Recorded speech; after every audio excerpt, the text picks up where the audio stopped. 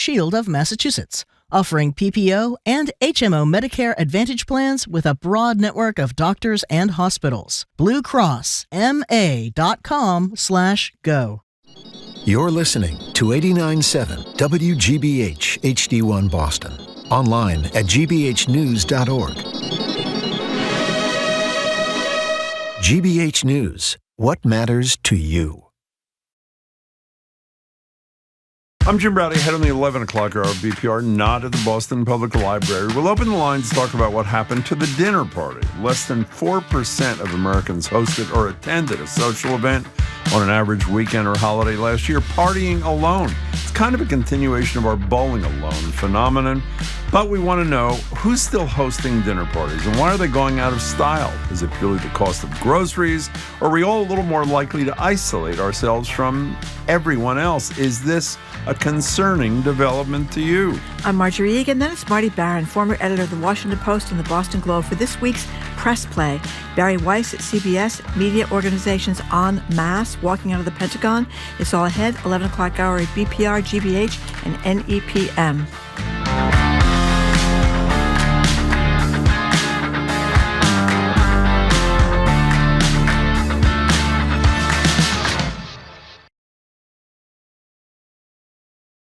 Live from NPR News in Washington, I'm Korva Coleman. Ukraine's President Volodymyr Zelensky will meet with President Trump at the White House today.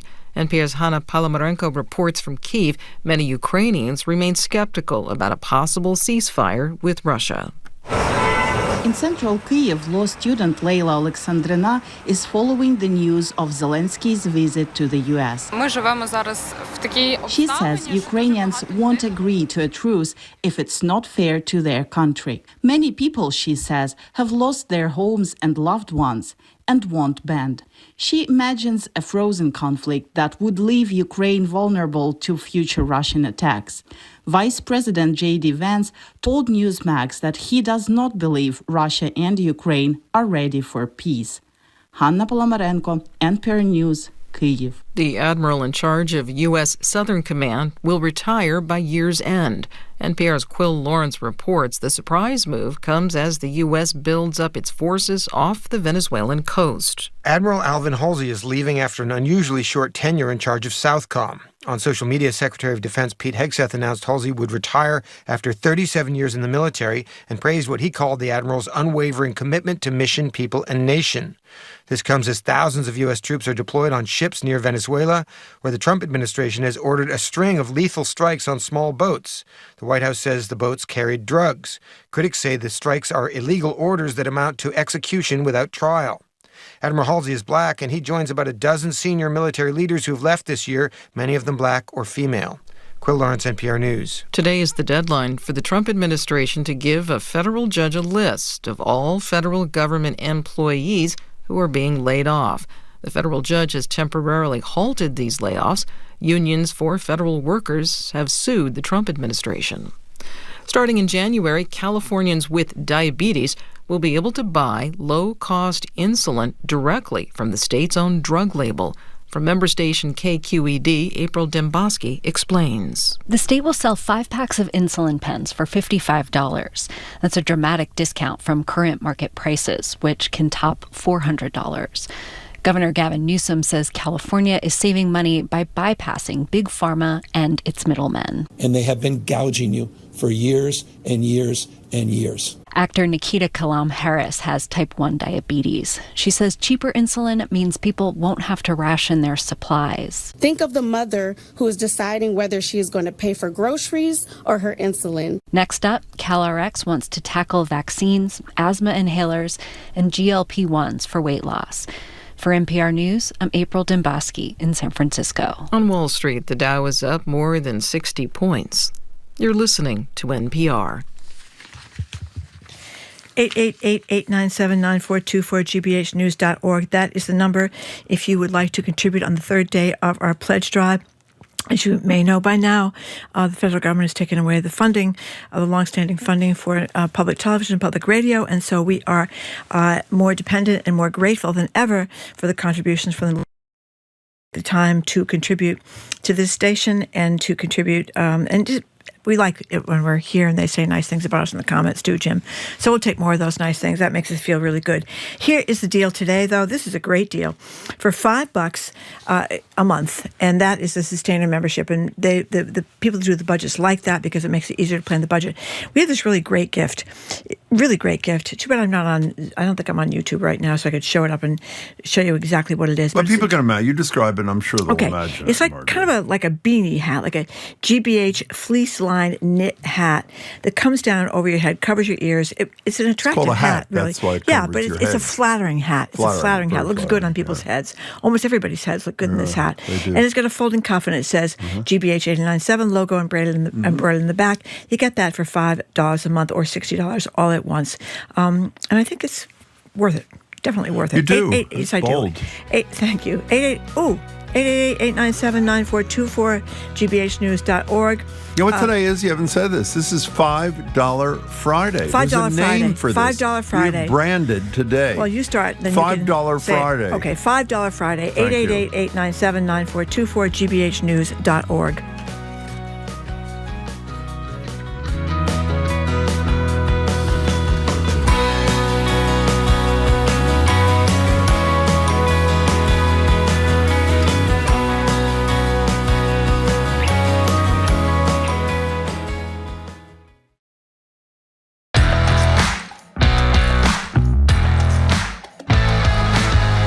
It's Jim Brady. I am Marjorie Egan. You're listening to Boston Public Radio on GBH and NEPM. We are streaming at youtube.com/GBH News.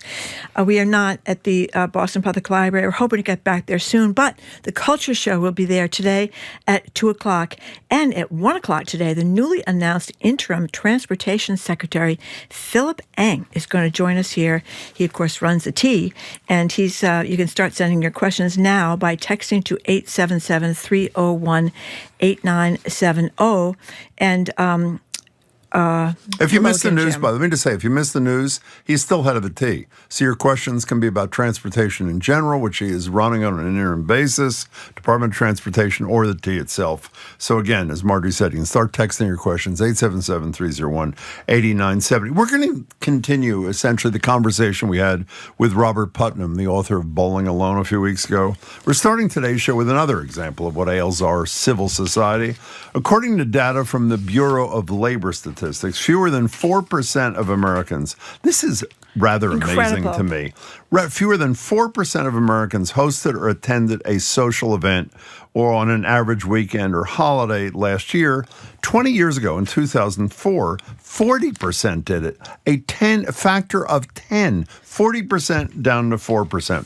I know I'm constantly accused by Marjorie of slithering around Cambridge alone, but even I show up to an occasional event. I do leave quickly, but I do show up because I understand it's important. Our question to you by call or text at 877-301-8970. What's keeping 96% of us from going out to social events? Is it scheduling, not having the same freedom we did in our 20s? Is the problem some degree of social anxiety? Are we just too scared that someone is going to bring up politics, so we'd rather stay home? And what do we have to gain? Do you believe we do have something to gain from getting over whatever it is and essentially cutting a little loose, I guess you could say? Do you see this diminution in socializing as a problem? 877-301-8970. By the way, we should credit, there's a piece in the Globe by, what's her name? Gwen Egan. Yeah, there's No relation also to me. a longer piece on the same theme in January. Ellen Cushing. In January in the great. Atlantic. It's great. It's both Well, really good. Gwen Egan has a theory. What is it? And her theory is self-care. We're very into self-care now, at least post the pandemic. It started in the pandemic and continued. She says, I blame the rampant self-optimization culture that tells people to avoid situations with social frictions. She also blames influencers who glorify solo nights spent at home as the only way to practice the aforementioned self-care. Well, I agree. And, but and quote-unquote, protect our peace. But the decline is so precipitous. I would never have guessed. 96% of Americans, according to this Bureau of Labor Statistics report, don't either host or attend a social event. It's rather amazing. They barely go to birthday parties. No, but that would be included, Yeah. so they don't do anything. 877-301-8970. And by the way, before you even text, if you listen to the show, I don't want anybody in my house. I mean, that is true, but I just don't like it. But I do go to other people's houses. We all wonder when invited. what's inside your house. I just don't. It's not what's inside. I just don't like it. I know what's in there. What's that? A lot of boxes. There are of a lot of papers. I'm sorting through them for the library when they ask for them. You know what I think, Jim? I think you might be a hoarder. Maybe I am.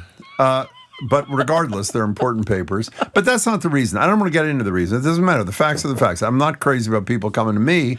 I'm fine, and I actually go out of my way. I occasionally have to force myself because I'm not a terribly social person. But that's the theme of the magazine in January, The Atlantic, was something like the antisocial century or something really, like that. That we have kind of all kind of gone into hibernation in our own homes. Where we're sitting on the couch, glued to the couch. We're either on our phone or watching TV, or we're just antisocial. But you know, it is true when you think about it.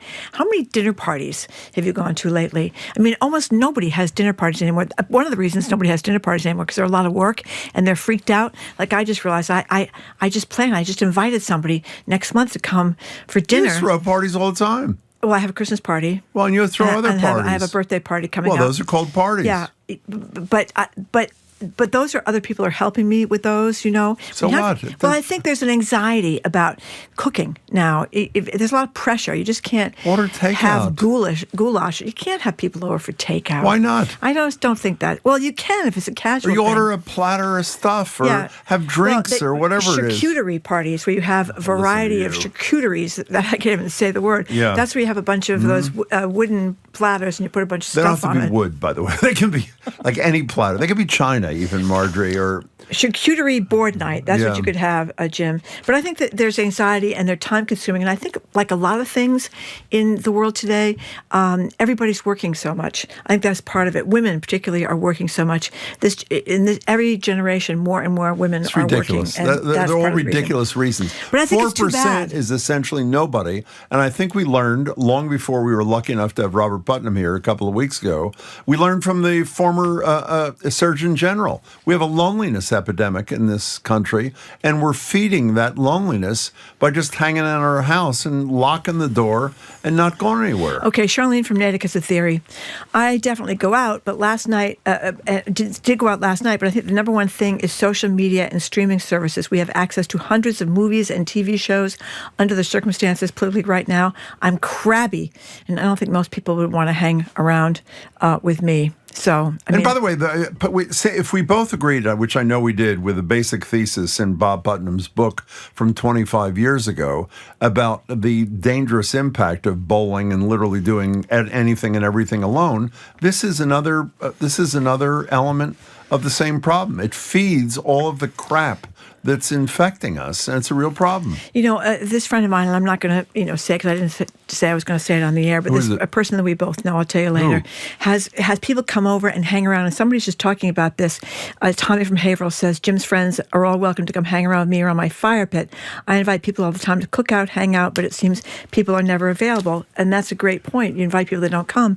But this mutual friend of ours has a fire pit, and he has people over to the backyard, and they come around, they talk around invited. Sports, and people come. The guy that delivers the mail come. His neighbors come. We both know this guy? I'll tell you later. I've never been invited. No, neither have I. Okay, yes, you have. You're just trying to make me feel good. I just know about it. Okay. And you know what else I love? You do this. It's not the same thing as having people over for a party, but it's your guy's dinner. I think that's a wonderful thing. Yeah, well, that is a variation. I keep trying to organize a girl's dinner.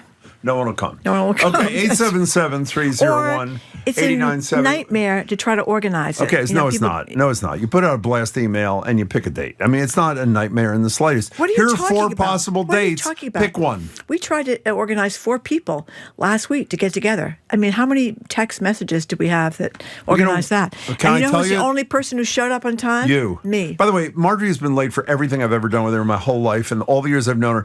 One thing, she shows up late, and she literally sends an angry blast text to the other 3 of us. Are you showing up? Who were 5 minutes late. Let's go to Maggie in North. No, that's true. 15 minutes late. Maggie in 5. Maggie in Northampton, you were first on BPR. Welcome to the show. Hi.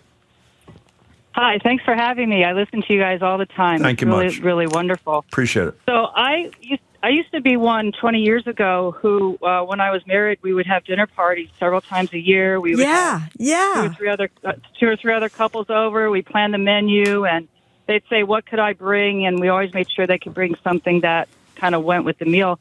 But that changed a lot when he became my ex. And then I'm self-employed, so I work a lot of hours, and so the way I socialize has changed. With one friend or maybe a couple, and it might be just for a couple times a year, so it's counts. a lot more low key. But and it's one-on-one time, which is really great. But the new thing that's happening is I have bunches of girlfriends, and I have 2 or 3 different groups, and we pick a date where we all meet at a restaurant. That's great. And the good thing is that we still get together. We don't have to go through the whole planning process and the menu stuff and all that. And we're just there to have fun. And then before we leave, we pick the next time we're going to get together. And so that's great. That is fabulous. I guess, Go ahead. And I'm a loner. I need my alone time, and I really value that. And I'm self-employed. I work 7 days a week, so I don't have a lot of time. But it is so rejuvenating to see my friends and to just get that informal support and just laugh. And there's nothing taboo. We can talk about anything. So Maggie, that is a fabulous kickoff to the discussion. That's great. Yeah, and I would really hope that people could find some of the same thing, because in listening to the lead up, the loneliness thing is such a bummer. And if people could find a way to get to that social place that's nurturing, that would be really great. And I would wish that for everyone. Fabulous. Maggie, call. thank you. Thanks, That was Maggie. a great call on a much less important matter. Apparently, I said charcuterie incorrectly, so we now have Julian Miguel with the correct pronunciation. Charcuterie. No, you were close. Charcuterie. That's okay. fine.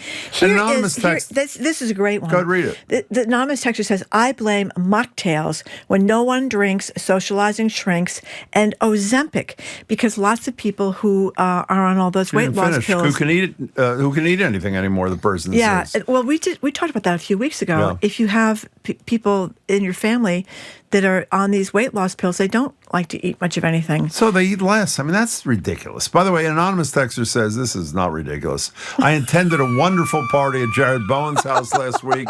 I didn't see you there, Jim. Well, I think it's fairly obvious why you didn't see me. 877-301-8970. Well, you know what the theories from this Gwen Egan piece in the Globe is that we are too self-centered.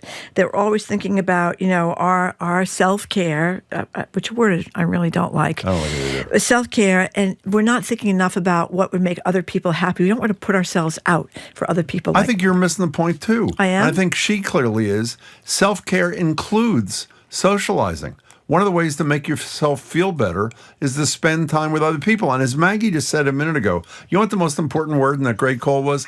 Laughing. We get together and laugh. It's really hard to laugh when a particular person is running the world, You know, one of these stories says, the Atlantic one says that teens are having fewer parties. They're also engaging in risky behaviors. Well, by the way, frequently, speaking which of that, I guess is a good thing. Beth from Hatfield, who's also on the phone, but we have a horrible connection, so if it gets better, we'll take you, Beth. Text, it's not just dinner parties. People don't have in-person friendships anymore. My generation has dinner parties. My kids do not. That's sort of surprising me, but that's exactly what the story said. Yeah. I think, you don't want people to drink to excess, obviously, but it seems to me there are a lot more drinking parties, cocktail parties. You have people lower from 5 to 7 or 6 to 8 for cocktails. You can't talk to someone unless you're drinking? Is that what you're saying, basically? No. Well, you don't have to drink at a cocktail party. You can have, something else. But I think that seems to have kind of gone by the boards. I mean... What's gone by the boards? Cocktail parties.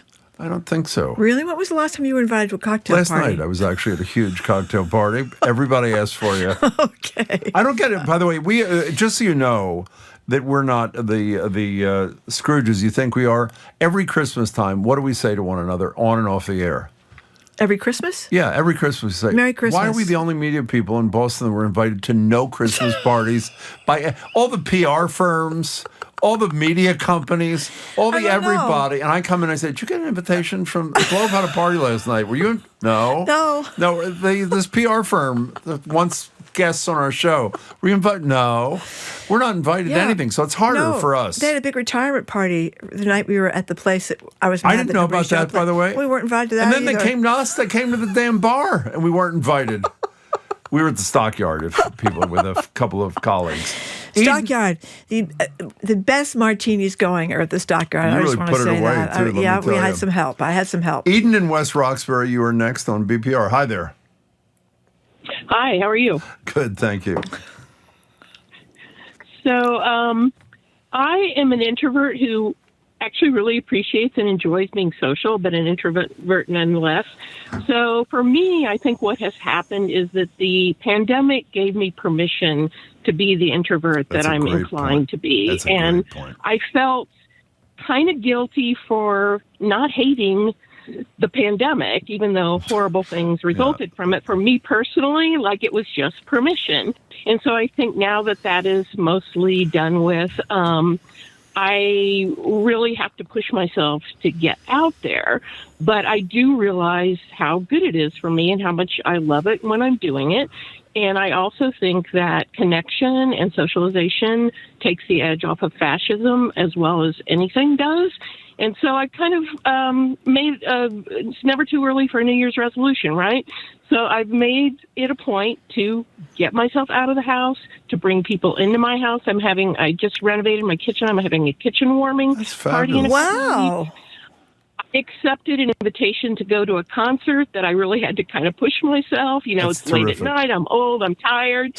But I'm just really committed to this. Like, I do love it when I can get it going. But I really do think that a lot of people that are introverts during the pandemic just kind of got stuck in this. That's a great analysis. By the way, Eden, before you go, Zoe wants to know, can you come over to renovate her kitchen when you're done?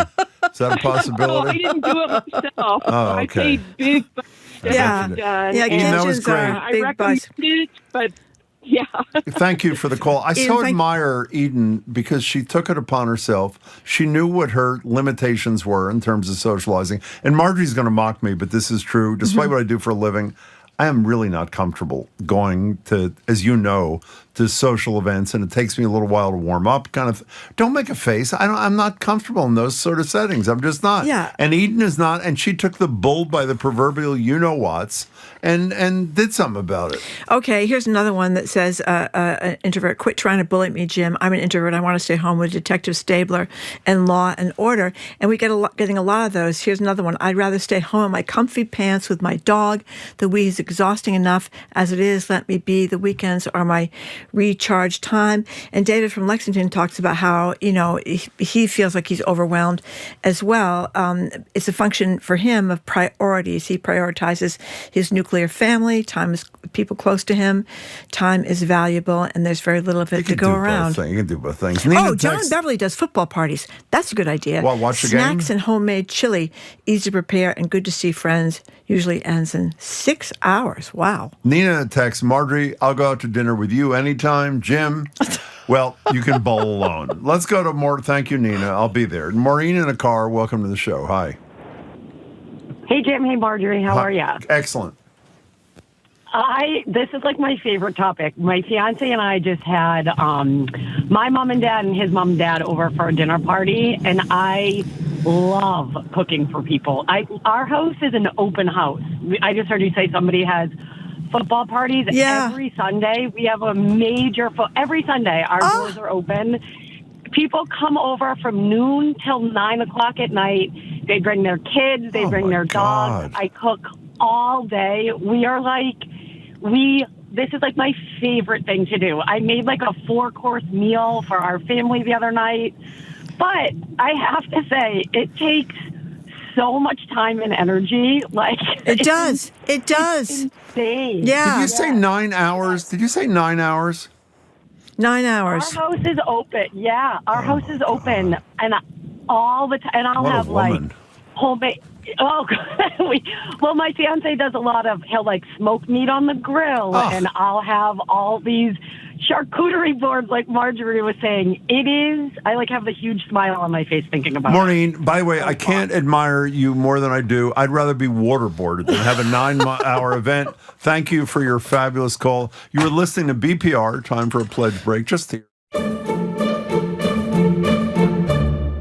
The number and website again is 888-897-9424, gbhnews.org. This is a particularly tough time for public radio and public TV. As you know, I guess Donald Trump doesn't like us and he cut our funding. So we had a small part of our budget that came from that, but it's a significant part of our budget.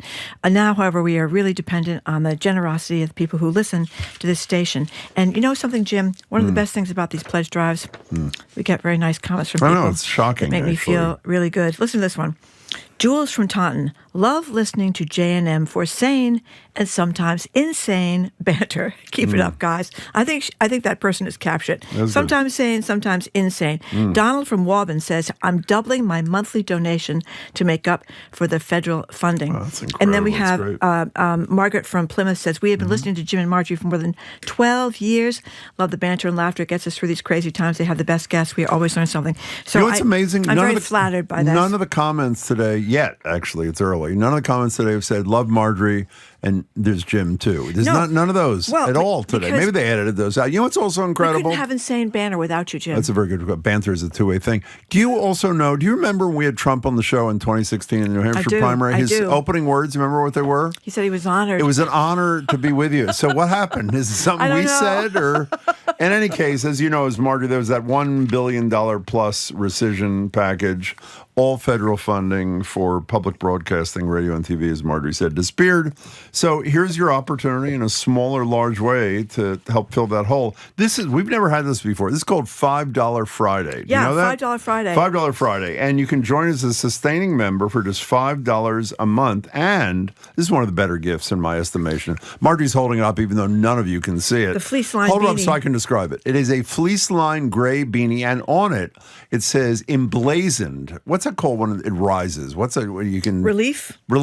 GBH, thank you, keep holding it up, 89.7. Yeah. It's lovely. And by the way, it fits, and this matters to both of us, very large heads. It's one size fits all. Fits little tiny heads, fits huge heads as well. $5 Friday. I got one of these last year, and they're really you great. Yes, I like to take walks in the cold. You do? And you want a hat if you're taking walks in the cold, and it's a really great hat. So it's very attractive. It is. 888-897-9424, gbhnews.org. Think about the shows or the reporting you like the most from the newsroom that matters the most to you, and realize everything is at risk.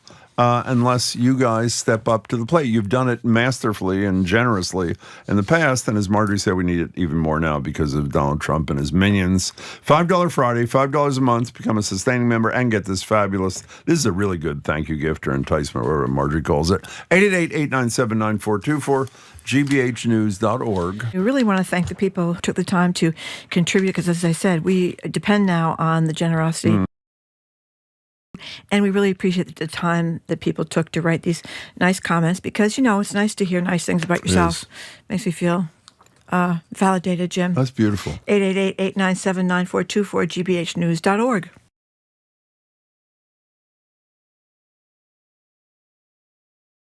Next time on The Pulse, comedian Aaron Weber has a viral bit about visiting an urgent care clinic. She said, "You been taking anything?" I said, "Just Sudafed." And she goes, "Oh, can you spell that for me?" I was like, Sudafed? I maybe could. I would like you to take a stab at it, though, right? We'll talk about the rise of urgent care and what it means for patients. Tomorrow morning at 6, here on GBH 89.7.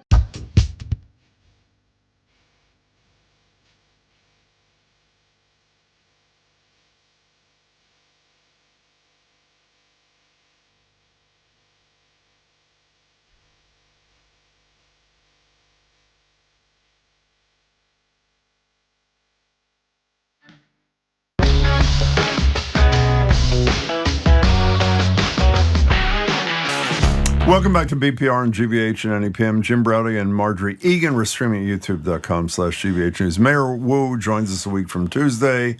And Phil Eng, who is not just the GM of the T, but is now also the interim Secretary of Transportation as of yesterday for Massachusetts, will join us at 1 o'clock for an hour of Ask the GM and the Secretary. And if you have questions, you can start texting. If you're just tuning in, we're trying to work through our collective anxiety or whatever it is about throwing and going to parties. In 2004, 40% of us either threw or went to a party fairly regularly. I don't know what the fairly regularly means. And now it's down to 4%, meaning 1 out of 25 people go to these things at all. You know, when you mentioned people staying home sitting on the couch, do you remember one of the most incredible stories we ever uncovered about 20 years ago on commercial radio? This woman sat on the couch for so long straight. This is a true story. This is before AI and all this crap. She and the fabric on the couch merged. Yeah, I don't know how that could happen. Her skin and her thing. I mean, didn't you have to get up and go to the bathroom? I don't know how But she came back quickly to the couch. But it was supposedly a true story. Not supposedly. The EMTs we did a lot of research. had to disentangle her from the couch. They did. It's a very sad story. Okay, we have a few texts here. What are they? Best part of being a stoner is regularly getting together with friends or a neighbor to smoke a joint together. It's so communal and mood lifting. That's from Eliza on the Cape. But you know something? The marijuana now is so powerful. It's not like when you used to pass the joint around. Anybody. Well, no, you have one hit and everybody's high, so there's not that much passing around the joint because everybody gets high so fast. This is a person who talks about having a crummy dinner party. She uses a different word. But the idea is if you're trying to have a great party, you'll never do it. So do things like don't worry about cleaning the house. Use food you've already got in your refrigerator. You need a connection more than ever. Don't sweat it about what the party's going to be taken care of. You mentioned this before.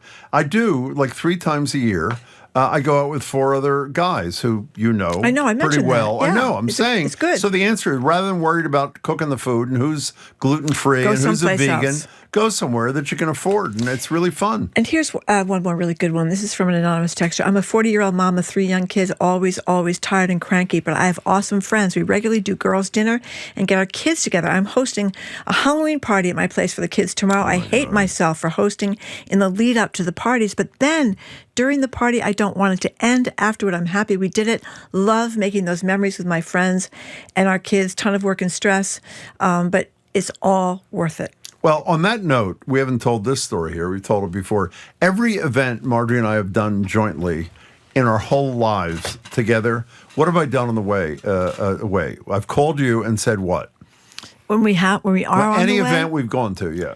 I don't know. Of course you do. I called Marjorie and I said, I dread this. I really do not want to go. Oh, yeah. I don't want to go. Right. Do we have to? And what happens every time? And you have a great time. Every time I have a great time. And you also say you had to meet me in the parking lot because I'm afraid to go in by myself. That's totally true. He goes in, afraid to go in. I never see him again for like 2 hours because he's off holding court. Yeah, but that's when you get in and get into the mix kind of thing. The point being, just as that texter said, give it a go. And once you get there, much more often than not, it's a really pretty pleasurable experience, particularly in a time of great isolation and dismay about the state of the world. Sarah in Bristol, Rhode Island. Hi.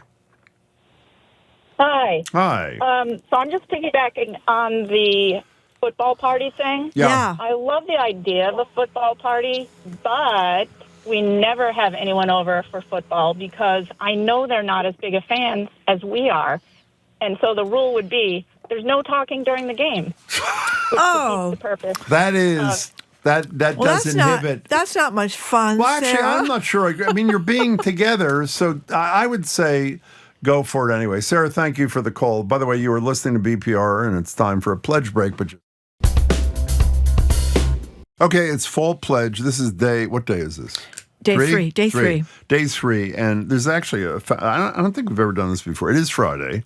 And this is not just Friday. It's $5 Friday. $5 Friday. I just said that. So which means you can become a sustaining member. You want to repeat that too? Yes. For $5 a month. Which is important because the people that are really under duress now with this new minimized budget can know how much we have to spend. The whole time, this whole show, you've had the beanie on great. your hand. It's very warm. Sort of like a little puppet. It's fleece line. Sort of like Topo Gigio in some ways, except they flex. It's charcoal gray. It's got the folding cuff. The GBH 89.7 logo is on in black, and it's a really warm keep hat. holding up for absolutely nobody to see because the cameras you can aren't see on. it, Jim. I do. GBH 89.7, $5 a month, really high quality. And as I said yesterday, I don't know what yesterday was. No, the day before the tote bag. Yep. It not only is an excellent, whatever it is, enticement, but it is also allows you to say to people what you support and care about, which is, I hope, our colleagues on air, off air, etc., here at GBH Radio. Well, you can imagine 24 hours a day, 7 days a week. We have a lot of wonderful shows in the weekend. You have no idea what's on in the middle of the night, do you? Not in the middle of the night, no, but we are on. Hours. Well, we are on 24 hours. Well, what's on in the middle of the night? I'm not listening. So then, at how 3 do you know o'clock we're in the on morning. 24 hours? Well, Jim, because all radio stations are on 24 hours. So then, why are we special if we're on 24 hours and you don't even know what the shows are?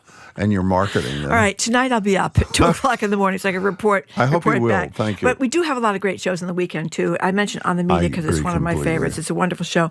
Callie's show is on. We have the Culture Show that's on right after us. I mean, we have morning edition, evening edition, The World. We have all this really great stuff. Listen to this from Caroline in Burlington. She says, NPR is the only platform I feel is honest and trustworthy reporting. Reporters and journalists you can tell just really care about their work and the value it holds, especially now. Jim and Marjorie, All Things Considered, and of course the amazing children's programming that we all grow up with in our living rooms. And that's a big deal, too, the kids program. You know what there isn't on kids programming? No. Commercials. And think about that when your kids were little, how they would, watch commercial cartoons with all these commercials and harass you for the really sugary cereals and the kind of stuff they advertise on kids programming. We don't get that here, and that's a big deal, too. So the number again is 888-897-9424, gbhnews.org. Do you like sugary cereals? I do not. You're an adult. You don't? No, I don't. So what kind of cereal do you eat? I don't eat cereal. You ever eat GBH 89.7 cereal? It's incredible. Jim, you're really off kilter here today. I'm not off kilter at all. Yeah. I'm talking about things that matter to people. Yeah, let's touch something before the pledge. Maybe I did. The number's 888-897-9424, gbhnews.org. Okay. And as I say, I mean, $5 a month.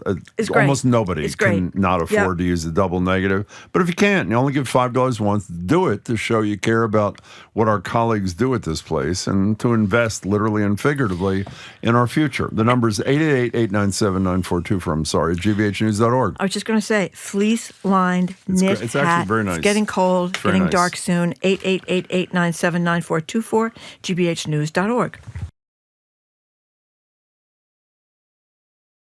Our programs are made possible thanks to you. And Minus 33 Merino Wool in Ashland, New Hampshire. Since 1916, makers of all-natural merino wool underwear, outerwear, and New Hampshire-made socks. Their merino wool clothing and accessories are available at minus33.com. And Silligrams, a Boston area manufacturer working with businesses to create custom silicone products for corporate gifts and branded merchandise. Learn about their monogrammed ice trays and more online at silligrams.com. I'm Edgar B. Herwick III. Today on The Culture Show, we remember Diane Keaton, the Oscar-winning actor whose wit, style, and singular presence forever changed what a Hollywood leading lady could be. And we pay tribute to D'Angelo, the visionary soul artist who reshaped modern R&B with every note. Two icons, two legacies. That and more is on our Arts and Culture Week in Review, today at 2 on 89.7 GBH.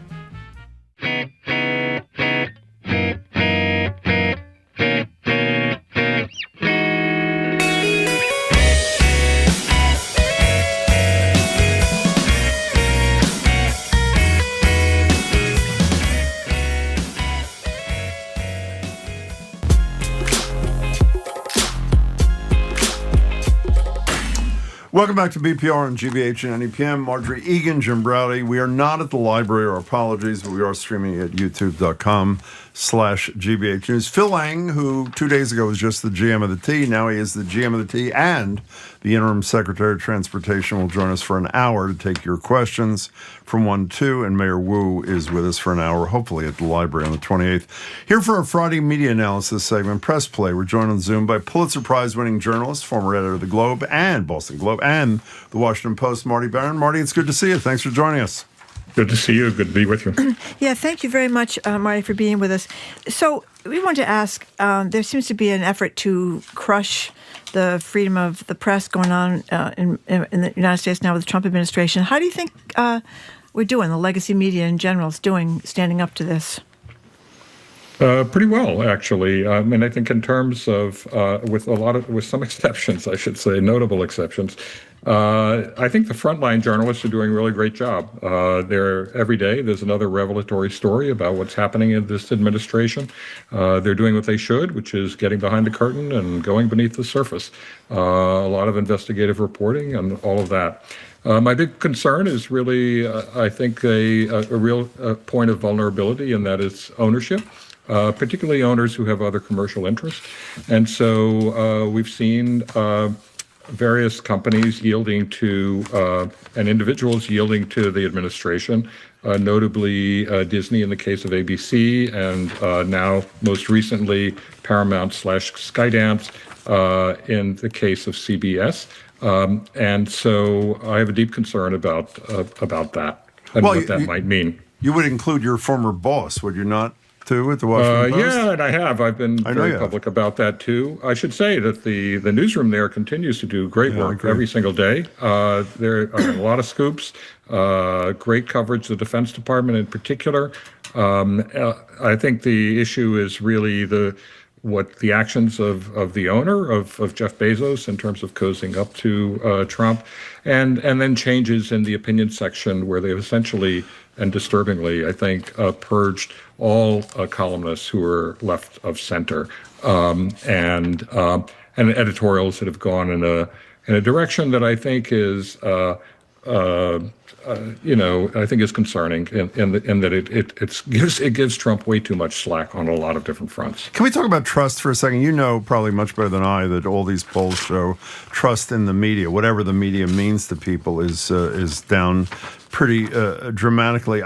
You may not recall, but we talked to you last time we talked to you. We had you and Chuck Todd on the same week, and we asked both of you the same question. Were you concerned about whether responsible journalists, not columnists and even news reporters, were doing some sort of self-censoring, even if it was not a conscious thing? Chuck Todd said he spoke to some of his former colleagues at NBC News. He thought they were. You said you're in touch with a lot of your colleagues at Washington Post. You were convinced they were not. But today, since we've seen you touch on this, we've lived through the Kimmel thing and a big check written because of what I consider to be a very, very minor offense, if at all, by George Stephanopoulos. We have the CBS checks. We have the new hires from Barry Weiss to run the news, to this guy, whatever his name is, Weinstein, from a right-leaning think tank with no journalism experience to be the ombudsperson there. What do you say to someone who says, I'm not sure that I can trust even the legendary CBS News anymore? How do you disabuse them of that, if at all? Well, as I said, I think the frontline journalists continue to do a really good job. The reporters who are out there, the editors who work directly with them. My real concern is what's happening at the ownership level. And we'll have to wait and see what happens at CBS. I'm concerned about it. You know, a lot of these owners say they don't want ideologues in the newsroom, and I don't want ideologues in the newsroom. On the other hand, they just go and hire an ideologue, somebody who's been a commentator, who has strong points of view on things, who actually... and she may work out fine. Barry Weiss might work out fine. But the reality is she has no reporting experience. She has no experience actually directing news coverage. And she was at the Times as somebody who commented on things. Who was an opinion columnist. And then her site is primarily, almost entirely, commentary. There's some reporting in there. People can raise questions about some of that reporting, and they have. But it's fundamentally a lot of commentary. So I have concerns about that because it seems to be an appointment that was designed to placate the administration, as was the appointment of the new ombudsman, or whatever they're calling it, at CBS, who came from the Hudson Institute and has been a big supporter of Trump, and who, of course, has been very critical of mainstream media, which is fine. People can be critical of mainstream media, but he seems to come with a political agenda. We'll also have to see how that works out. And by the way, the standards editor of CBS News, and I think it is an organization for, you may disagree with this story or that, but they have had high standards. The standards editor just announced that she was leaving. We're talking with Marty Baron, of course, editor of the Boston Globe and the Washington Post. Margaret Sullivan, I really like reading her columns. She used to be with the Post, she used to be with the New York Times, and she kind of is critiquing the media on a regular basis. She talks about kind of both-siderism, that there's too much both-siderism going on in the legacy media. And her recent complaint is about the government shutdown, where she says that really the Republicans didn't want to negotiate, and it was, take it or leave it with this bill. But the mainstream was playing it largely like both sides at fault kind of thing, and that they shouldn't have done that. She criticizes a lot the headlines, and points out facts when Trump will give these kind of meandering speeches and it goes off about windmills and electrocutions and all these kinds of things that they might do a straight headline about the speech. Do you think she's got a point? Well, on some particular stories, I think she has a point, but overall, I don't. I mean, I love Margaret. We work together at the Washington Post, and I appreciate the contributions she's making to the discussion about journalism.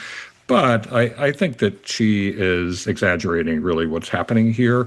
I see day in, day out, people have to ask themselves, how do I know what I know about what's happening with this administration? The reason they know what they know is because of the work that's being done by particularly mainstream news organizations, the biggest ones in the country. And they're devoting enormous resources to investigations.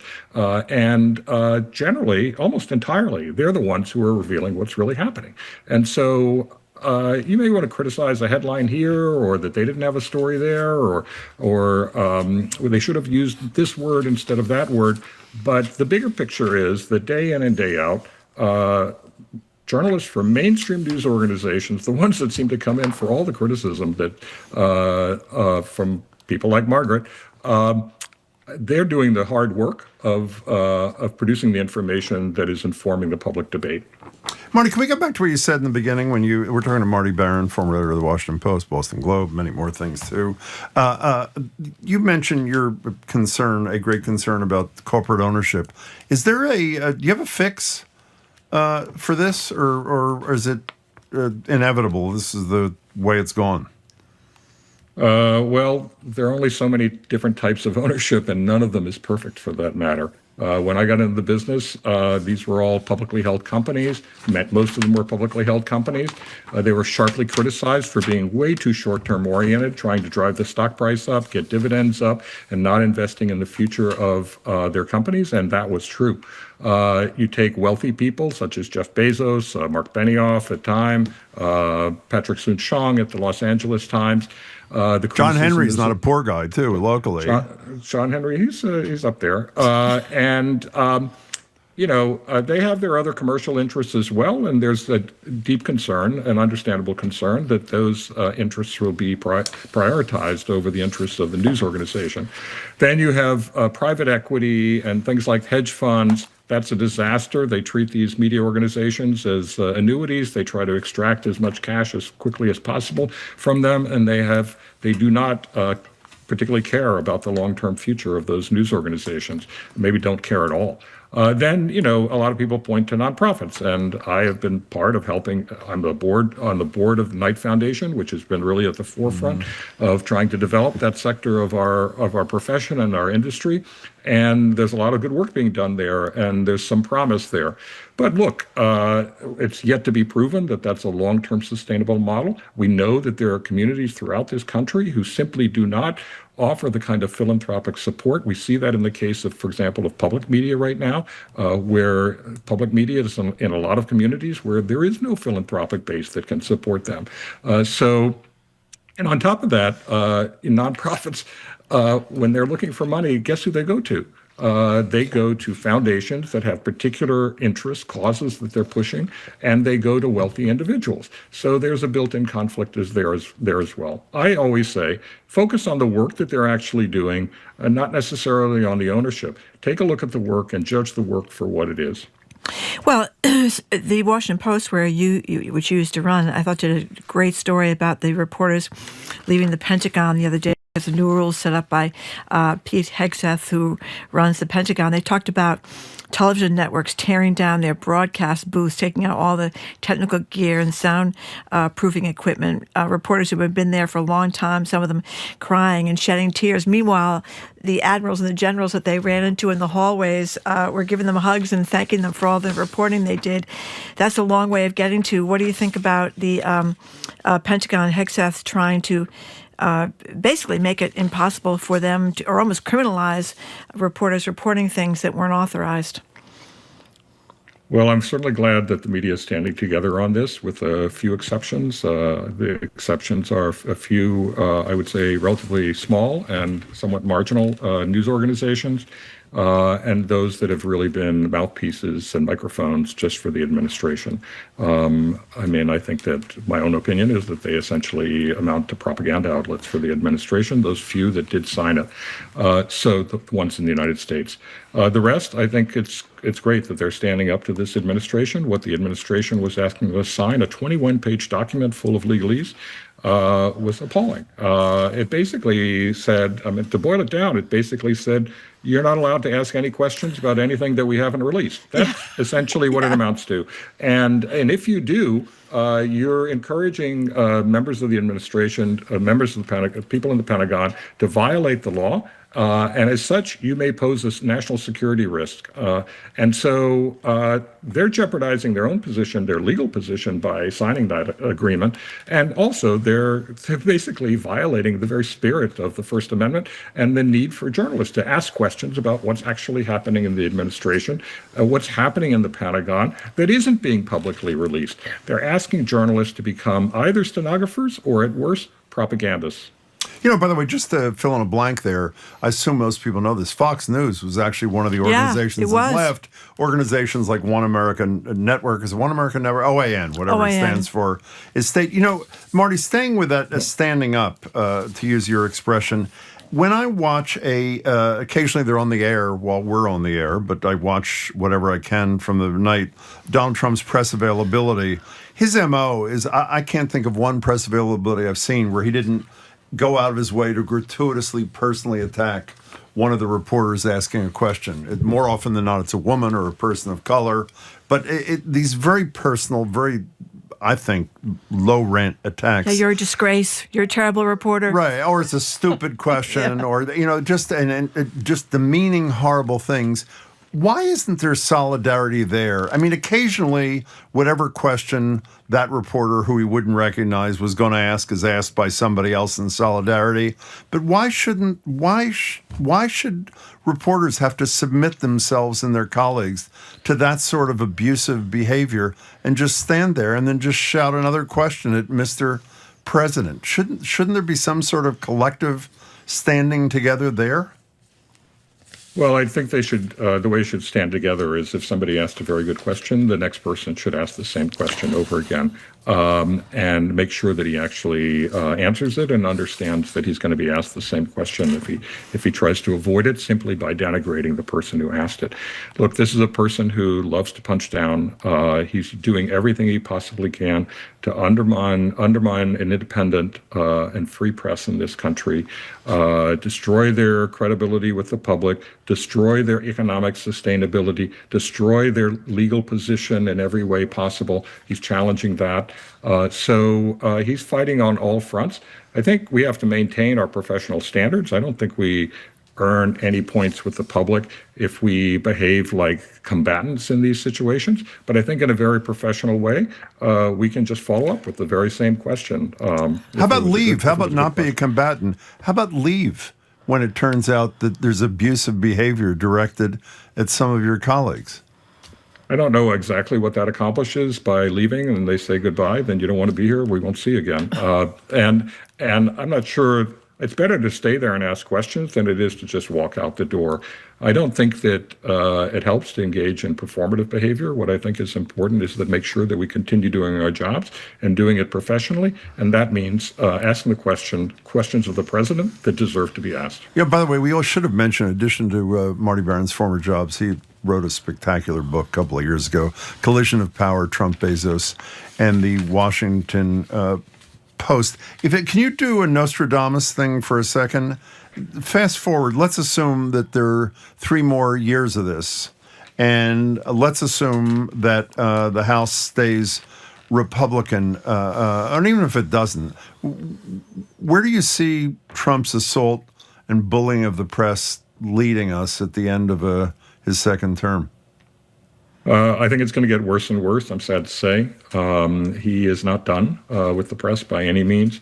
What he would like the press to be, the only press that he thinks is worth having is one that regurgitates what he says, that functions as his propaganda outlet.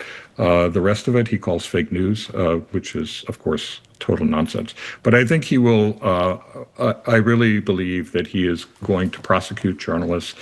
Back in 2022... Prosecute? Yes, prosecute, yes. He's prosecuting all his perceived enemies at the moment, as you may have noticed. Yes. And the press is one of his perceived enemies. He talked back in 2022 about journalists who were revealing so-called national security secrets, getting leaks and things like that.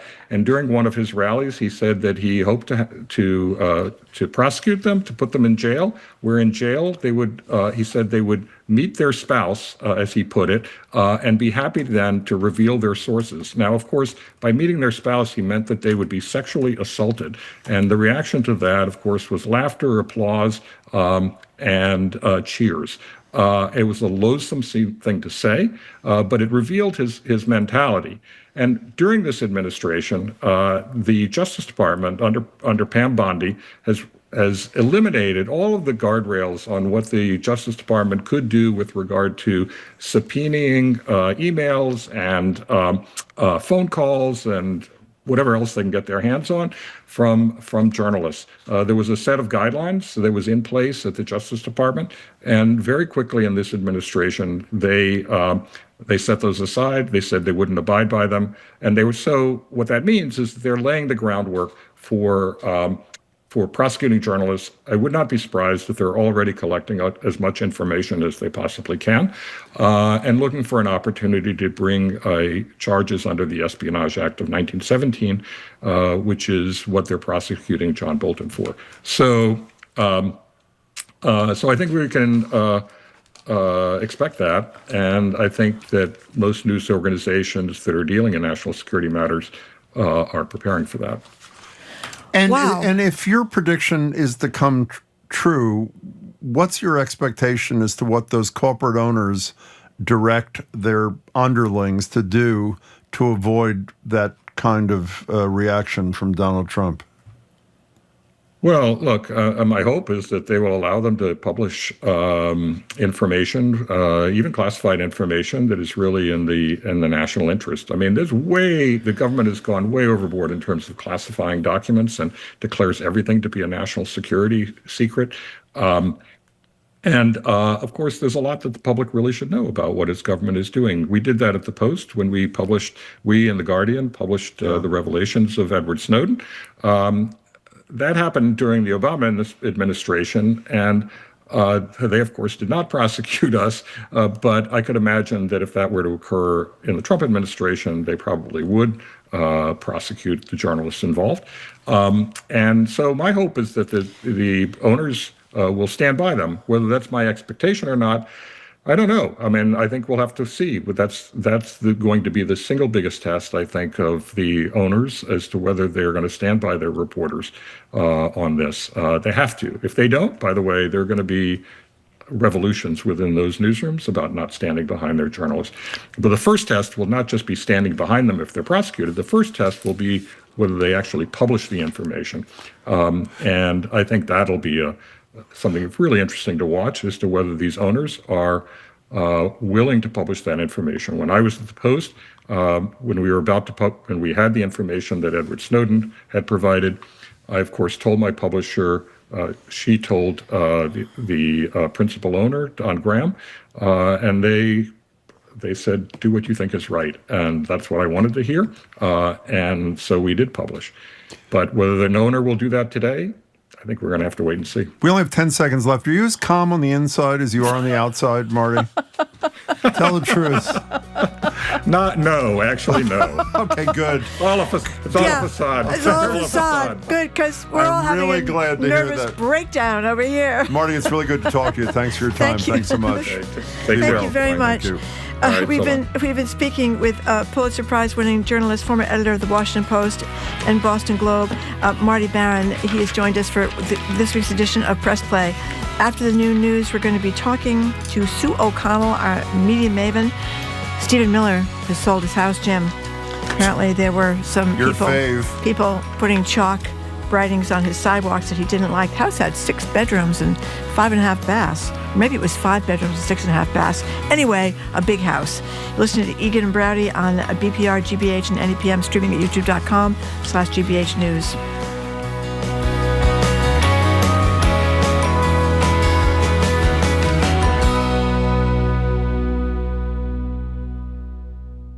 It's not over yet. More smart conversation about community issues up ahead with Jim Browdy and Marjorie Egan on Boston Public Radio, right after a news update from NPR. Stay with us here on GBH 89.7. Funding for our programs comes from you. And Catherine Denny presenting Connected the Musical, an original story about finding truth in a changing world. Running October 24th through November 2nd in Westford, Massachusetts. Tickets available at neshobaplayers.org. And the DeMoore McKim School of Business at Northeastern University, where MBA and master's degree students can build vital business skills through experience. Learn more at northeastern.edu/business. You're listening to 89.7 WGBH HD1 Boston. Online at gbhnews.org. GBH News. What matters to you? I'm Jim Browdy, head on Hour 2 of BPR, not at the library. Media maven Sue O'Connell joins to discuss the dismantling of gender-affirming care by the Trump administration, Stephen Miller needing to sell his house, and a PAC supporting a Republican for governor in Massachusetts posting racist images of the current Governor Healy. Then GBH CEO Susan Goldberg zooms in with an update on GBH's fundraising plan as public media tries to stay afloat without federal funding. I'm Marjorie Egan, then it's Live Music Friday here in Brighton with the Boston Lyric Opera, previewing a take on their classic, Daughter of the Regiment. We'll talk with BLO CEO Brad Vernatter and Morgan Beckford, the organizer's Director of Learning, and we'll hear 2 beautiful aria performances. That's all next, hour number 2 of BPR 89.7 GBH.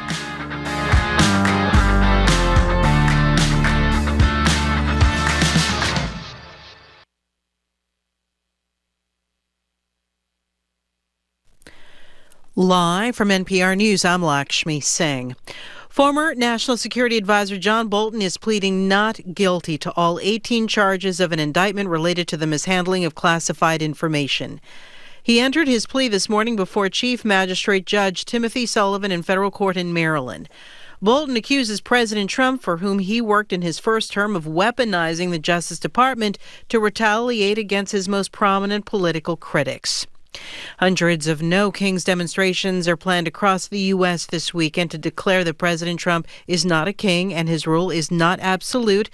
Republican House Speaker Mike Johnson has this take, though, on this weekend's events. We refer to it by its more accurate description, the Hate America rally. And I'm not sure how anybody can refute that. Well, the demonstrations are being held against a backdrop of controversial National Guard troop deployments and immigration enforcement actions in mainly Democratic-led jurisdictions. Ukrainian President Volodymyr Zelensky is expected back at the White House for another meeting with President Trump about an hour from now. NPR's Joanna Kissis has more from Kyiv. Zelensky's relationship with Trump has improved dramatically in the last few months since Trump and Vice President J.D. Vance berated the Ukrainian president in the Oval Office this February. Zelensky says he will nominate Trump for next year's Nobel Peace Prize if Trump can secure a ceasefire that's fair to Ukraine. Ukrainian lawmaker Alexander Mereshko said the obstacle to peace is Putin. Putin, he's not interested in any kind of ceasefire because ceasefire or peace for him means political death. He might lose power if he stops the war of aggression. Trump spoke to the Russian leader by phone on Thursday, and they're set to meet in Hungary soon. Joanna Kakissis, NPR News, Kyiv. The administration has struck a third drug company deal as part of its push to lower drug prices in America. This one focuses on drugs used in vitro fertilization.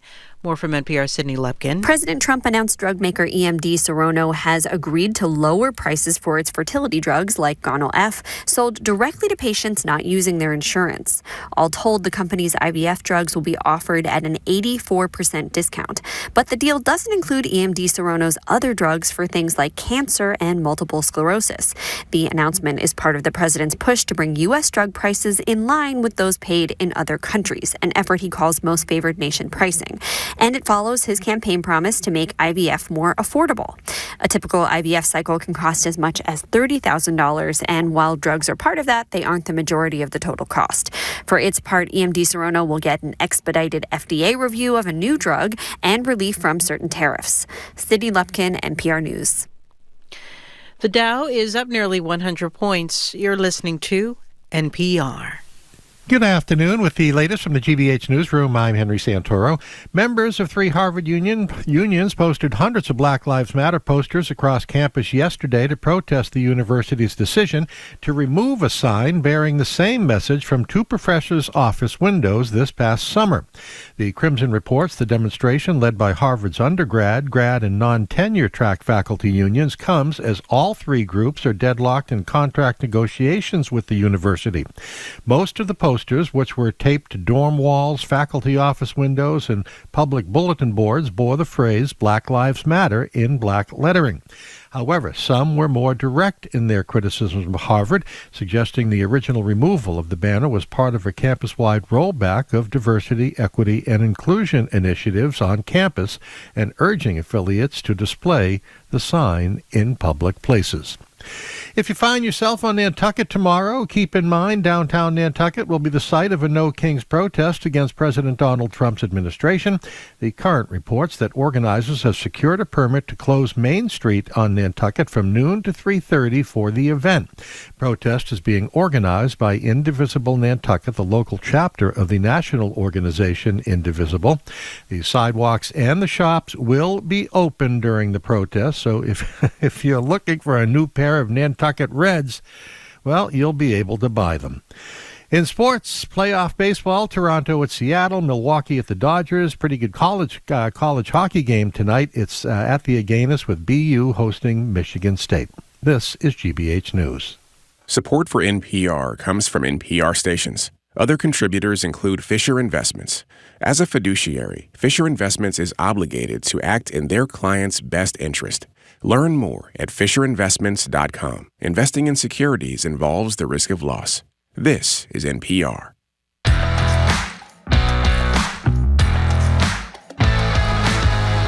Welcome to hour number 2 of Boston Public Radio. Jim Braude and Marjorie Egan. We are streaming at youtube.com/GBH News. We are not at the Boston Public Library. We hope to be there soon, but the Culture Show will be there at 2 o'clock. So if you're there, stay there for that. 1 o'clock today, the newly announced interim transportation secretary, Phil Eng, is going to be there. You know him because, of course, he runs the MBTA. He's going to be here. And he's going to take our questions and yours. If you want to text him, 877-301-8970. And are we giving out the number? Well, yeah, because a lot of people texted us after we had it. Was Rebecca Winters, is that her name? The woman who's one of the chief organizers of the No Kings thing tomorrow? Yeah. People were saying, how do I get information?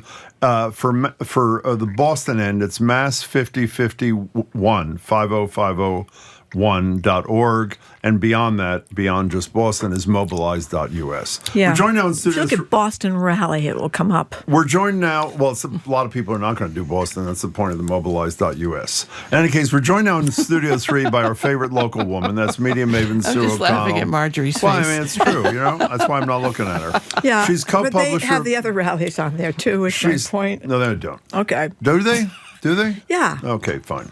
She's co-publisher of Bay Windows, not Marjorie, Sue, and the South End News, commentator and news influencer. That's me. I know that, at NBC 10. Hi, Sue. Hi, good day, good day. Good day to you, good day, too. good day. Okay, so Mamdani, who No, is... if we can't, I want to follow up on what Marty Baron just said. We didn't. I forgot. It's my fault. My fault. No, it's fine. Marty Baron just talked about the possibility of prosecuting journalists under the espionage. He said it very matter-of-factly, by the way. And he seems to think it may be coming soon, and he points out that's what they're going after John Bolton for. That was really chilling to hear. What do you think? It's chilling, except, I feel like I'm caught in this, I don't want to be the Chicken Little, but I also don't want the sky to fall on me because it's going to happen. I absolutely think that once they get done with their low-hanging fruit, the Trump administration prosecuting their enemies, they're going to pivot to the news media and the reporters and the Pentagon, the blocking of the Pentagon ability, not signing the document. That's and the one. All this information, which, my head is exploding on social media, seeing some of these Republicans and conservatives who have, demanded accountability from all sorts of and wonder why reporters aren't reporting on something more, right? And they're cheering the fact that reporters are basically being banned from the Pentagon because they won't sign this blood oath. And the administration will come after them if they get any stories that they report on that come from unnamed, anonymous sources, which, by the way, anonymous sources doesn't mean no one knows who they are. It means that the reporter knows who it is, and usually an editor, and usually at least another person in the newsroom. And it's chilling, and I think that it's going to happen. Well, the thing I didn't have a chance to ask Marty because we ran out of time, but the Pentagon reporters who have been thrown out of the Pentagon now, and they did kind of run into people one-on-one at the Pentagon. They knew some admirals, they knew some generals. Now they're going to have to either call them or email them. I mean, their way of getting in touch with their sources is severely hampered. So if people are going to be confiscating cell phones and email lists, then the reporter will be outed, and so will the sources be outed. I think it's going to be really difficult to report out of the Pentagon when you're not in the building. And the thing about this Bolton issue, which is hard for us to understand, and because we're just regular people for the most part, is what they're going after Bolton for is classified information that wasn't classified when he had it. For much of it, they classified it after he had it. So the issue about reporters is if they're given information which isn't classified and they classify it after the fact, they'll still go after the journalist for having it. So that's the world we're in. Just one last thing, because I want to move on. The one I have a colossal respect for Marty Baron, as everybody does, who cares about high quality journalism. One place I disagree with him in a serious way, as much as I respect journalists, the vast majority of whom I've worked with, the notion that we are not going to be cowed into, I don't mean submission,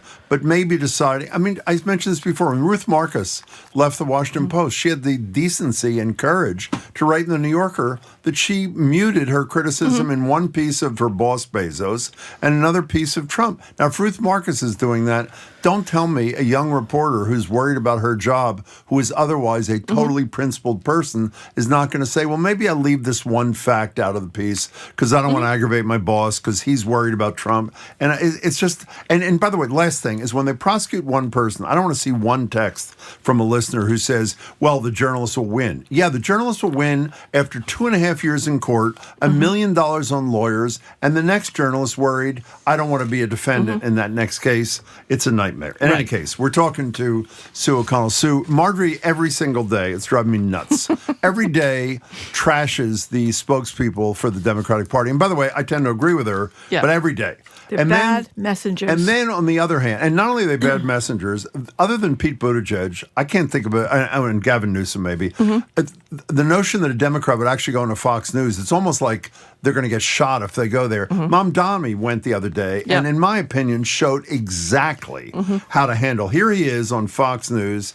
He turns to the camera away from the reporter and makes a statement directly to Donald Trump. Here it is. I just want to speak directly to the president, which is that I will not be a mayor like Mayor Adams who will call you to figure out how to stay out of jail. I won't be a disgraced governor like Andrew Cuomo who will call you to ask how to win this election. I can do those things on my own. I will, however, be a mayor who's ready to speak at any time to lower the cost of living. I thought it was brilliant, and it was exactly, even if you're not crazy about his politics, that's not the issue. No. He really knows how to connect with people. No. So yes, and I'll tell you that I get anxiety just thinking about that, because Marjorie and Jim, having hosted a television show, when a guest does that, it totally freaks out the host. When they right? look at the you camera, have that's lost true. control. As soon as I think That's I totally can't remember true. who did it to me last, but when we had the At Issue show, somebody just turned to the camera and started great. addressing it. And you're like, oh my gosh, I've lost. It's like when they take the microphone from you. So no, he is. I mean, the challenge here is that he and Buttigieg,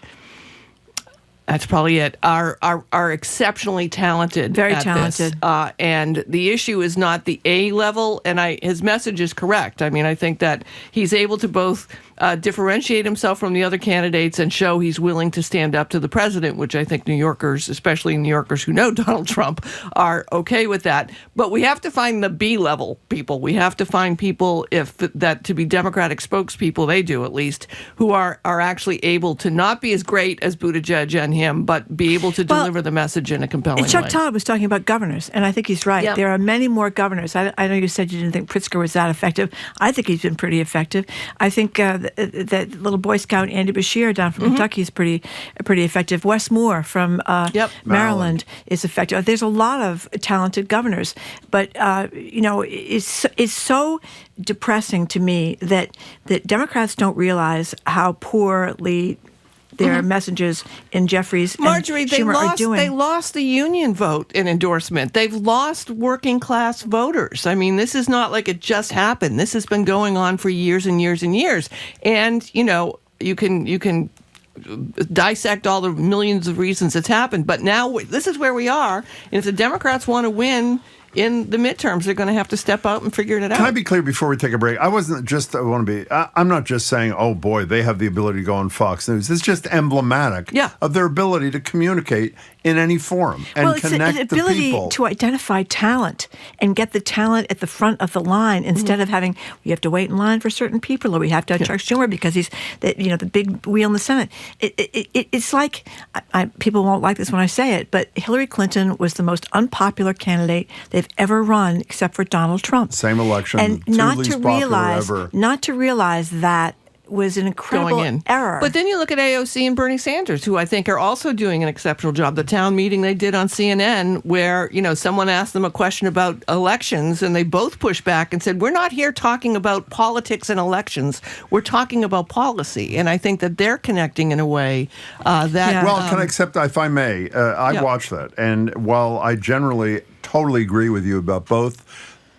Two of the first four questions were from federal workers who couldn't afford either their groceries or their rent, and neither of them responded to the question. And people know when you avoid a question. So generally, I think they are in that A group. I was stunned. But I was really surprised they didn't. Yeah. Because that was an obvious question. Break, what do I do? I'm broke. I can't pay the rent. What's going to happen to me? Okay, we're taking a quick break. We'll be right back talking with local woman Sue O'Connell, our media maven. We're going to talk about, because I didn't get to talk about it yet, Stephen Miller selling his house. I really love that. 877-301-8970 is the number if you want to text questions for Phil Eng, who's up at 1 o'clock. Live, local, 3 hours a day, 5 days a week. Jim Braude, Marjorie Egan, Boston Public Radio. It's here on GBH Radio because of your support. Now's your chance to keep the conversation going. Give online at gbhnews.org or call 888-897-9424. You just talked with Marty Baron, who used to be the editor of the Globe and the Washington Post, Pulitzer Prize-winning guy, about the Trump administration's effort to crush the free press in the United States of America. And we were one of the crushees when he took away all the federal funding that has, for years, funded all the great work that's done for kids and for everybody else on public radio and public television. So this is a particularly fraught time for us, and it's time when we depend more than ever on the generosity of the people who listen to this station or who watch TV, public TV. So our number is 888-897-9424. gbhnews.org is the website. We have this wonderful little beanie hat. It's a really fun hat. Big hat, stretches, very stretchy. So if you have a little head or a big head, you're all set. Gray, warm fleece inside. It's getting cold. It says 89.7 GBH on the front. $5. Who do you think has a bigger head? Sue's sitting here. Yeah. My head or his head? I do have a big head. There's no question. I'd stay out of this if I were you. They had to order a special hat for me. It was very humiliating when I graduated. But your head is bigger, Jim. Thank you. Okay, so in many ways, it's bigger. Thank you. Okay, that was totally unnecessary. Margaret in Plymouth was kind enough, as were a lot of people, not just to make a donation, but to take the time and write. We've been listening to Jim and Marty for over 12 years. Love their banter and laughter. It gets us through these crazy times. They're the best guests, Sue. Mm-hmm. We are always learning something. And Margaret says Marjorie has a much bigger head. She writes, she goes on. So this is $5. Thank you for that, Margaret. This is $5 Friday. And what that means is for a mere $5 a month, assuming you can afford it. I think it's a pretty affordable fee. Or $60 all at once, you get the hat. And the hat is not just nice, and it's sort of an ad for the station. It is. It's great. It's an ad for you, too, saying what you listen to and care about. But it also, it's actually very functional, and whatever that other word is, functional, is the same word. So it's not another word. And to become a $5 Friday participant, you go to 888-897-9424, go to gbhnews.org. We haven't mentioned this. It takes about a minute. For those who have done it, it is really, really quick. And then maybe you can write a note like Anne from Narragansett, who said, I love listening to Jim and Marjorie as often as I can. They lighten up my work days at lunch and keep me interested in smiling while driving. Thank you. How nice is that? That is very, very nice. It is very nice. Karen from Sudbury says, news and entertainment saw us through COVID, been listening since the 80s. My children grow up and still listen. 888-897-9424, gbhnews.org. Our programs are made possible thanks to you. And the Bach Center, presenting Herbie Hancock, the groundbreaking jazz musician and Grammy Award-winning icon. Herbie Hancock at the Bach Center Wang Theater, Wednesday, October 29th. Tickets at bachcenter.org. And Atlantic Design Center by Eldridge Lumber and Hardware, committed to helping you achieve your vision for a new kitchen or bathroom and guiding you from design to completion, with showrooms in York and Portland, Maine. AtlanticDesignCTR.com.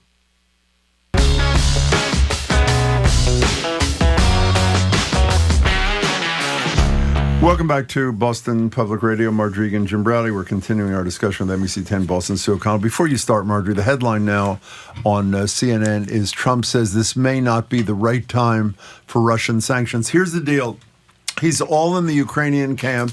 He has one phone call with Putin, who I'm sure praises him as the greatest leader the Western world has ever seen, and Trump totally flips as Zelensky is on his way to the White House. It is really an abomination. Okay, go ahead. Okay, so I think most of us can agree our favorite person in the Trump administration would be Stephen Miller, yes, who's done such a fine job. If only his kindergarten teacher had stopped him from eating glue, perhaps we would be okay today. Yeah, or if he got in a date in high school, he might have been in better shape too. Anyway, here's some sound from former President Barack Obama calling out Stephen Miller during his interview with this week with the great podcaster Mark Maron, who's just retired from that job right now. But anyway, it's the final interview from Maron's great podcast, WTF. If you're a business, you say, you know what, we think it's important because of what this country is to hire people from different backgrounds. And we're not going to be bullied into saying that we can only hire people or promote people based on some criteria that's been cooked up by Steve Miller. Yeah. If convictions don't cost anything, then they're really just kind of fashion. I don't think they're not really conviction.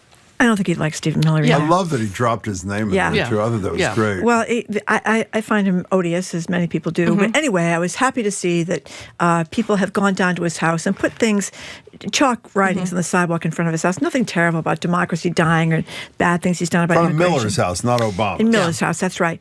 So Miller had to put his $3.75 million house with the 5 bedrooms and a 6.5 baths, or maybe it's the 6 bedrooms and the 5.5 baths. It's a lot of bedrooms, a lot of baths. A lot of bedrooms, baths. Yeah, and redone kitchen, state of the art. He had to move out.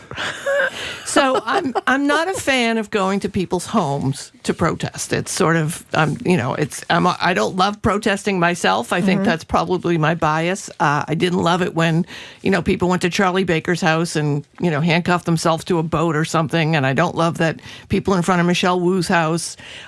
So I don't love people going to Stephen Miller's house, even with chalk.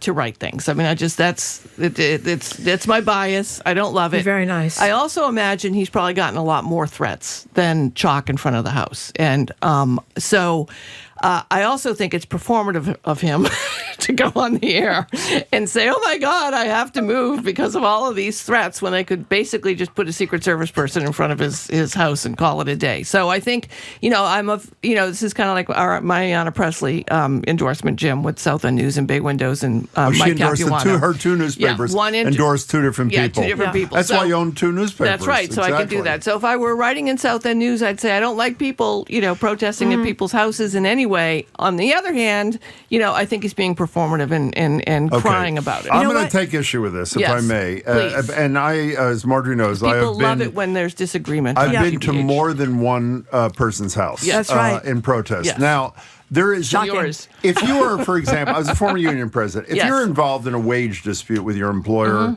you don't go to their house. No. If you are involved in a dispute with someone like Stephen Miller, who is in charge of the sadistic policy that leads to a citizen being thrown to the ground in Chicago, as we all saw on the news. And when his sister-in-law screams he's a citizen, the ICE guy says, F you, get the hell out of here.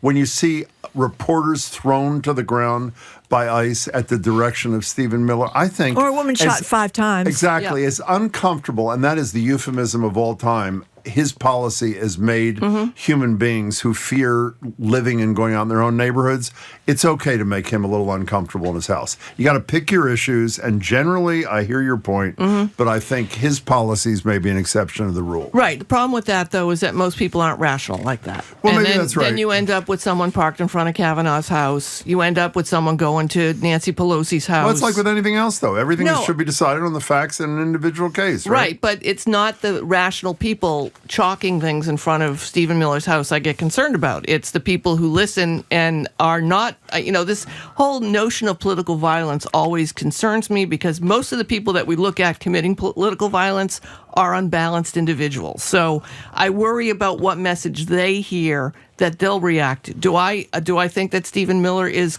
criminal? Yes. Do I think what he's doing is horrific and is setting us back decades? I hear yes. You. But do I think that people should be at his house? No. Okay, I do. Now, can we talk about, to use Marjorie's word, odious? Yeah. This is a local story. I saw this, I think, on Boston.com. There is a PAC that is sporting Brian Shortsleeve. He used to run the T. He's running for the Republican nomination for governor. We should say legally a PAC and a candidate cannot coordinate. Correct. They do in a lot of circumstances illegally. We know that to be. But in this case, let's give the benefit of the doubt. This community unity PAC, in an attempt to criticize Maura Healey's position on migrants in the state and the hotels and the expenditures, a la Trump and Hakeem Jeffries standing outside the White House, they put a sombrero on her head. They have her holding a bag which has a dollar sign on it, cash. She's got a Mexican shawl kind of. I mean, totally racist, I should say. And the thing that's most troubling to me is, in the Globe was actually his campaign, distance himself from it. We emailed him this morning to ask, forget distance, are you condemning and ask, you can't force a PAC to take it down, are you asking them to take it down? He just hasn't responded yet. This kind of thing, for people to think it's some faraway land with a lunatic like Donald Trump and a racist, this is right here in our own backyard with we know Brian Shortsleeve, he's been on our show, a responsible candidate, and a PAC supporting him. It's raised $1 million, by the way, so far, doing this racist thing with Let me give some free advice to the state Republicans, who I wish actually could win more offices. Number one. So do I, by the way. Most of the people who were here are not from Mexico. They were Haitian. So why don't you just put blackface on Maura Healey? Advice. And if you're going to go racist, go all the way. Second, the largest majority of voters in the state are unaffiliated, right? And that means they're not Democrat diehards or Republican diehards. And as I like to point out, when Charlie Baker won in a landslide, so did the advancement of trans rights in Massachusetts. So our electorate is able to have two different thoughts. I'm voting for a Republican and I'm voting for trans rights at the same time on the same ballot. So if you want to win and you want to get those unaffiliated voters to vote for you, being a racist, attacking Maura Healey in that way, attack it on the dollars, attack it on the policy. Can you explain to me why? I know this is going to sound naive. I've broached this with guests the last couple of days. Democrats in Virginia can't call out a candidate for attorney general who in a text 2 or 3 years ago suggested he'd like to put 2 bullets in the head of the Republican Speaker of the House. Why won't they condemn him? Because it's too late to replace him on the ballot. Forget principle. Why can't the Republicans? We've had the chair of the party in here, Amy Carnevale. Why can't Short Sleeve himself condemn this kind of racist crap? I don't know why Short Sleeve can't, and certainly have talked to Amy Carnevale a number of times. I think that the Republicans are laboring, the state party are laboring under the idea that somehow they are going to be able to get a MAGA candidate or a MAGA idea elected statewide in the state when it's not going to happen. It's just the numbers. It's just numbers. The numbers are not there. Donald Trump did not win the state. He didn't win areas that have a lot of voters. So I don't understand. I get that if you're the Republican Party, you don't want to criticize something that supports what your president is doing. I understand that. But this is exactly the reason why Republicans cannot win in this state, because candidates, moderate candidates who you think, or candidates who have fresh ideas. Baker, Cellucci, yes. And part of it is because I think the consulting class here in Massachusetts for the Republicans want to make money off of people, so they give them bad advice.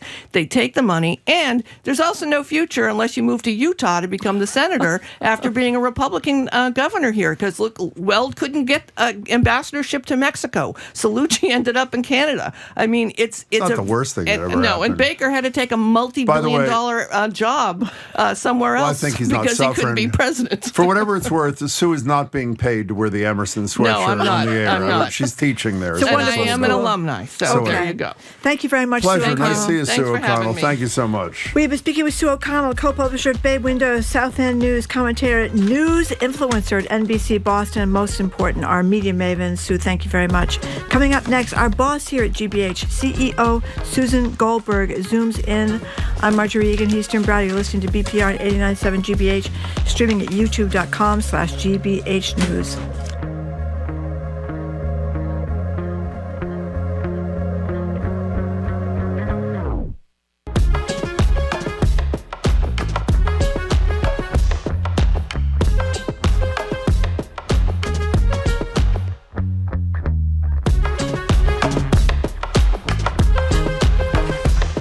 Welcome back to BPR on 89.7 GBH. Marjorie Egan and Jim Browder. We're streaming youtube.com/GBH News. We are not at the library today, but if you're there or you're not there, if you're contemplating going, the Culture Show will be at the library at 2 o'clock, and at 1 o'clock today in exactly 30 minutes, Phil Eng, who 2 days ago was simply the GM of the T, who is now also the interim Secretary of Transportation, he will join us, and if you want to start texting us your questions for Phil Eng, you can do that at 877-301-8970. Joined now via Zoom by our boss, the president and CEO of GBH, Susan Goldberg. Hey, Susan, nice to see you.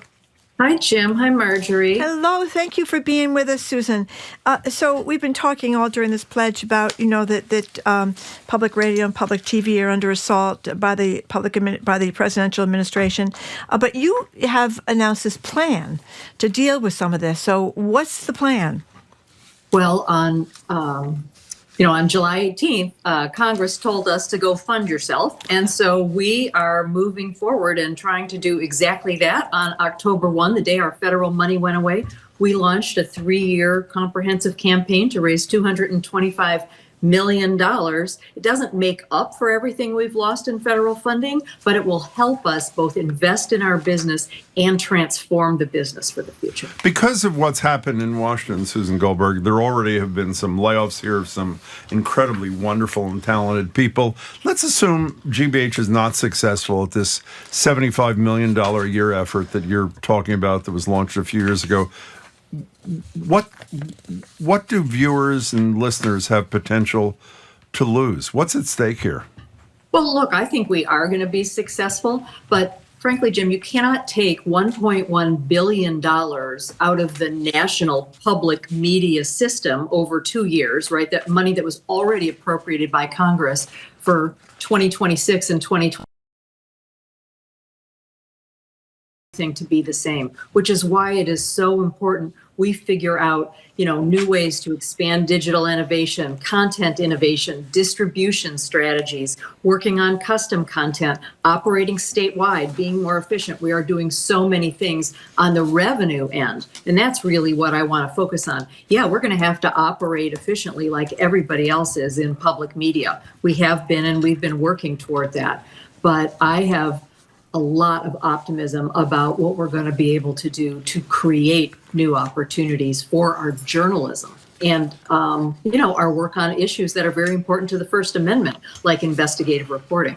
Based on the notes we've gotten with the contributions that have been made during our show, and I'm sure it's not atypical, people get this. I mean, not only do they, obviously they understand and express how they feel about what happens on this station and on more broadly on GBH in general. But it's clear they get this federal thing. Have you already seen in the few days since the rescission vote people responding positively? Absolutely. Every single fundraising drive we have had since July 18th, which was when the money was actually clawed back, has well exceeded its goal. Now, like I said, it's not going to make up for that loss in federal funding, but our listeners, viewers, readers, donors have been incredibly generous in understanding the very issue. And I think people have realized, wow, there's this content that I love, whether I'm looking at programs on television or programs on radio or looking at it across digital platforms. And if I love it, I should fund it. And that's actually the tagline for our Fund the Future campaign. Love it, fund it. And the more times we can say that, the better. Susan, I wanted to ask you, one of the women that really was a pioneer, Susan Goldberg, just passed away at 87, but she had a tremendous career here in NPR. Tell us a little bit about her contributions. Well, I didn't know Susan personally, and I'm so sad about that, because she was a tremendous trailblazer, not only as a journalist, but I think especially really blazed the trail for a lot of women who came after her, including myself. And I think I can speak for so many women. So she was like the first woman to anchor a national news program, but she did it very much in her own way and remained true to herself. And I think that was, that is so important. Sets such a good example for all women in the workplace, right? Whether you're a leader or you're on air or you're doing something else, the importance of being comfortable in your own skin and being authentically who you are. So she was just tremendous. She's called the founding mother of NPR, but we've had the other three founding mothers on the show: Cokie Roberts, Nina Totenberg, Linda Wertheimer, and the four of them. Just amazing. Susan, if people want to read or learn more about this campaign, do they go to gbh.org? Is that the deal? Yes, gbh.org, and there is plenty of information there to figure out how to donate. It is not hard. I think there's a gbh.org /something, but I'm forgetting. But you guys can put it on the air as soon as somebody will tell you. But go to gbh.org, and there's lots of donate buttons right there. Support is the word we were just told by one of our colleagues. Thank you very much, Susan. It's good to see you. Thanks for your time. Appreciate it. Thank you very much for joining us. We appreciate it. Oh, take care. Okay. Susan Goldberg. We've been speaking with GBH's President and CEO, Susan Goldberg, and we thank her again for taking her time to be with us. After a quick break, Live Music Friday this week comes courtesy of the Boston Lyric Opera. Wait till you hear this. I'm Marjorie Egan. He's Jim Browder. You're listening to BPR 89.7 GBH, streaming at youtube.com/GBH News. It's time to support Boston Public Radio on GBH. Listener contributions pay for the program and keep it on the air. You don't have to give much to make a difference, but please make a difference by giving now at gbhnews.org or by calling 888-897-9424. Well, talk about perfect segues. We just spoke to the boss about this new fundraising campaign in the wake of the rescission of the $1+ billion from initiated by Trump, because he doesn't like a free press, and I guess he thinks incorrectly that this is the best of the free press, PBS and NPR. This is our full membership drive, and as I said, this is $5 Friday, which means for $5 a month or $60 all at once, you get this really, really good. I own one. Marjorie owns one. We paid for them. Don't get nervous. A GBH fleece line knit hat. And it's got the GBH 89.7 logo on it. And as we said, it's pretty obvious, even if you haven't heard Susan, we needed your support in the past. We need your support so many times more because of the disappearance of federal funds. So if there's ever a time you should be as generous as you can, and we much appreciate it. It's 888-897-9424, gbhnews.org. Listen to this from Bob in Stoughton. Yeah. He was donating, he said, in memory of Susan Stanford. Oh, that's great. We miss her. Rosalie in Manchester, Jim and Marjorie is such a comfort to me and my husband during these scary times. Amber in Worcester, I'm already a sustaining member, but I need this hat. The incentive gifts keep me hip while supporting advertising GBH. When I visited my dad in Oklahoma, I wore my GBH shirt, carried my GBH water bottle, and kept bragging about GBH. He donated as well to his local NPR station. How about some balance, though? Maureen in Plymouth, I hate hats, but I love Jim and Marjorie. There you go. Whatever gets you through the day. Exactly. We're very happy. Whatever it is, yeah. 888-897-9424, gbhnews.org.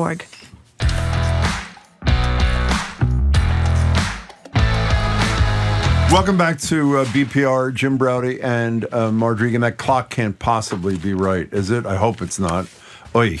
Okay, I'm going to skip all this. We're at the library, not at the library, and Phil Eng will be in studio to answer our questions and yours at 1 o'clock. Forget the tiny desk. Welcome to a special tiny radio studio edition of Live Music Friday. This week we're joined by players with the great Boston Lyric Opera. Tomorrow afternoon they're debuting a version of a show that's still in the works. I know how that sounds. They'll explain. It's called Daughter of the Regiment at the sprawling Fort Point Open Studios. It's a spin on a French opera. Well, I'm not going to read this. We don't have time. Don't read it. Go to blo.org or fortpointarts.org. In just a minute, we'll speak with BLO's General Director and CEO, Bradley Vernatter, and Morgan Beckford, their Director of Learning. But first, here's Lara Santamaria with pianist Ji Young Lee performing Song of the Regiment. Welcome to you both.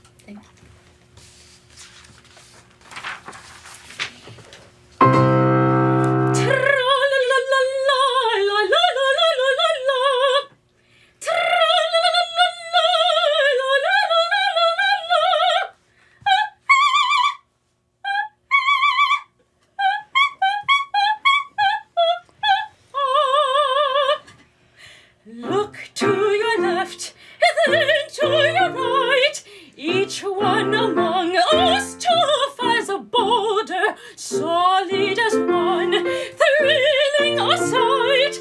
We stand shoulder to shoulder, our regiment is Boston's protector, her champion has not one defector.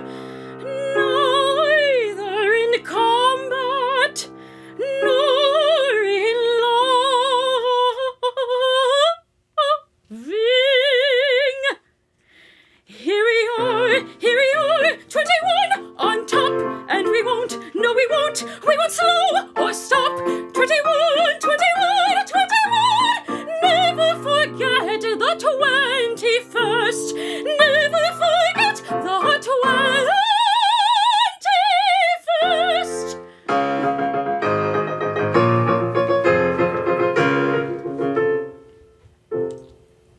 Once we have won, what's left to say? No need for medals or decorations. Off to our homes without delay. Back to our sweethearts and worthy occupations. Off to our homes without delay. We are triumphant.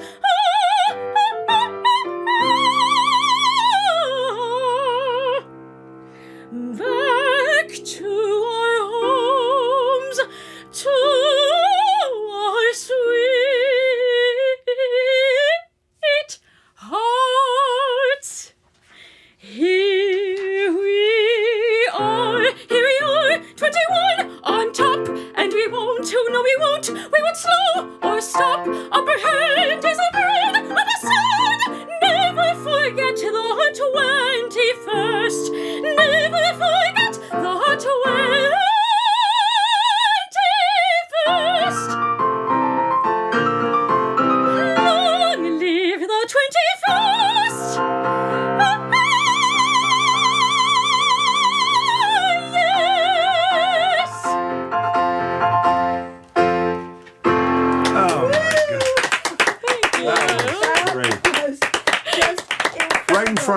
switch too, Yeah, and the light switch is very thermostat. nice It's such a background. beautiful staging thing. Brad, you want to swing over? You were terrific, by the way, both of you. Thank you. Oh, you're leaving. Oh, that was awesome. That was awesome. Thank you. Fabulous. Okay, please tell us what we just heard and who performed it. Hi, Brad. Hello. Great to see you guys. Thanks for having us on. So you just heard a selection from our opera, Daughter of the Regiment, and we are doing a workshop of the youth tour of this opera this weekend. You heard Laura Santamaria, who is one of BLO's emerging artists. Oh, my God. Yeah. And Ji Young Lee as well. I think she's emerged, I would say. Yes. So you're the new kid in town, right? I am the new kid. And you do have a microphone down there. Could you describe? We mentioned this 4-point open studio thing. You guys have. I mean, you were there now for good, right? This is your new. Explain the history of this part of town. I'm not sure people know how critical this has been to the arts community. Yeah, I think for 4-point open studios, having BLO be a part of that community really helps show how invested we are in the arts community in Boston and in that neighborhood. And I think the ability to join as a collaborator and a partner with these various artists who will be showing their work this weekend, it's something that I'm very, very excited for us to participate in. Are you looking for feedback from people? That is terrorizing. Is that not what you're doing? You want people to give you feedback after the performance? That's what we do for every performance. That's what the applause is about. If we did that, we would have been out of here 12 years ago, Brett. Yes. But not just applause. You're looking for people to give you some constructive whatever, right? Absolutely. This is a work in progress. This is creating art. This is in development. And so the audiences who come tomorrow to our workshop presentation of Daughter of the Regiment are going to inform the next version and the next edition of this piece and help us get it ready to take it through schools, libraries, and community centers this winter. We want to talk to you after the break about taking it to the kids and the schools and the libraries. Because the story is great too. Okay, we're going to be right back. We're going to talk again with the Boston Lyric Opera's General Manager and CEO Bradley Vernata, Morgan Beckford, and we want to mention the wonderful accompaniment by Ji Young Lee performing Song of the Regiment. You're listening to 89.7 GBH, Boston Public Radio. Think about it. For 3 hours every day, you get to hear thought-provoking conversations on local, national, and international issues for free. It only happens with your support. So please support your Boston Public Radio listening by calling 888-897-9424 or giving online at gbhnews.org. So this is $5 Friday. I don't think we've ever had one of those before. Whether we did or not, it is today. And for $5, here's the point. You give $5 a month or $60 all at once. Marjorie's going to hold up a hat that none of you can see. That's right. But the people in the studio can see, and they're all nodding very happily. It's a great hat. Incredible. Fleece great lined, hat. Is it not very exactly? stylish. Thank you very Fits very any much. head. Big or small. That was Morgan Beckford, who you could not see nodding approval of this fabulous hat. It's a great knit hat. It fits all heads, even large heads like mine and Marjorie's. And you go to 888-8... Well, I didn't mean that as an insult. We have large heads. We both do. 888-89... We really do. We do. 888-897-9424, gbhnews.org. Okay, we were just talking to our boss, Susan Goldberg, about the administration taking away all the funding for public radio and public television. So this is a time when we're really depending on the kindness and generosity of people who listen to the station, many of whom have been kind enough to send us lovely messages when they send their comments. So that's really very nice too. But if you've been procrastinating, if you've listened to us for a long time and never really thought to throw in some financial help, maybe this is the time to do it. Jim said the $5 hat. But we take anything. We're not proud. A little bit of money, a lot of money. If you got a lot of money, we take a lot of money, needless to say. But you get for $5 the fleece-lined knit hat for just a monthly gift of $5. The number again, 888-897-9424, gbhnews.org.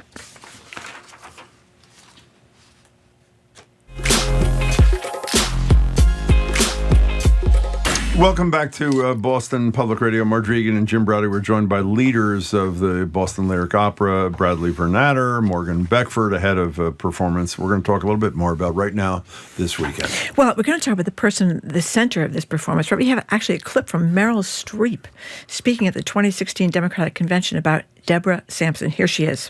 Deborah Sampson was the first woman to take a bullet for our country. She served disguised as a man in George Washington's Continental Army. And she fought to defend a document that didn't fully defend her. All men are created equal, it read. No mention of women.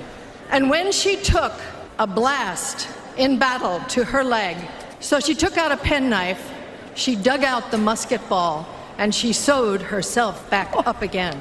That's grit. Because she didn't want them to find out that she was a woman. Yeah, can you imagine that, taking a penknife and then sewing yourself back up again? So this is going to be this is the center of this performance. Yes, so Deborah Sampson is definitely the inspiration for, I think, the direction BLO will be taking the character of Marie in this production. And I think that's a story and a character that resonates with so many young kids today, especially girls. Like, I grew up with Mulan and, you know, characters of strong women who, you know, fight for what they believe in. And I'm so glad that BLO is going to be able to reflect that in this production that we'll be doing both on the tour and on the main stage in the spring. And I was reading, Brad, about your kid-friendly production. So what do you do to make it kid-friendly?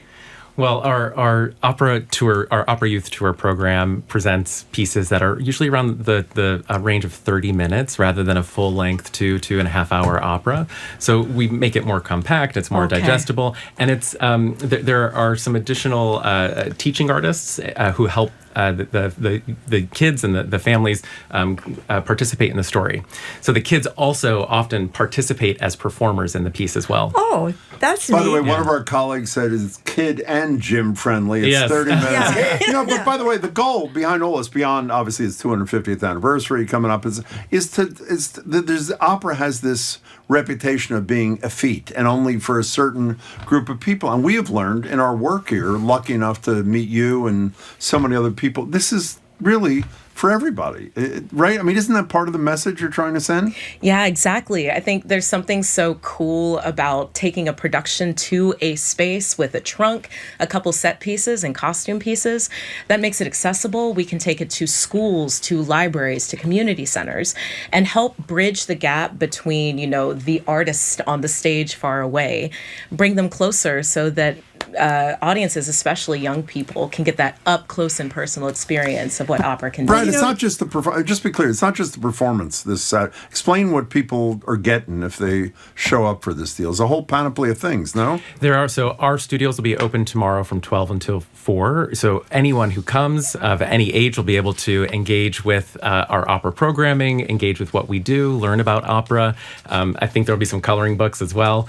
And at 3 o'clock is when the performance takes place. And so this is the workshop presentation, and we really need everyone to come because we need your feedback. That's fabulous. You know, I remember we were lucky enough to talk to Anders Nelson years ago, and he said he wanted to become a conductor ever since his parents dragged him to a symphony when he was 5 years old. Latvia. And then I mentioned before that last year I took my 3-year-old granddaughter to see the BSO program for children and neurodiverse people. And I thought it was a big mistake because she's 3, but I was totally wrong. They got to play little tiny violins, little tiny, and then these kids, very young, were rapt. They were just sitting there staring at the orchestra. So part of me thinks it's getting to know this when you're young that really makes a difference. Yes, exactly. And for me, my own story is that I had the opportunity to go to the opera and the symphony when I was a kid. There you go. And it really sparked a passion for me. And seeing an artist that looked like me sing Aida on stage as a middle schooler lit a fire for me. And that is when I knew that's exactly what I wanted to do. So who wants to tell us what Neil Ferreira and G are going to be doing for us in a second? Oh, there's Neil right there. What are they going to be performing? So the next piece is A Mes Amis, which is a fun, spirited, joyful piece. The character that Neil's playing, Antonio, is just delighted because he's been accepted into the regiment, which will give him permission to marry Marie, who we heard earlier. He looks joyful to me. So, Brad, you want to move to the left just a little bit? And as I said, Neil Ferreira and Ji Young Lee performing, oh boy, A Mes Amis? I got it. You got it. Neil, it's a pleasure to have you. Thank you. Take it away.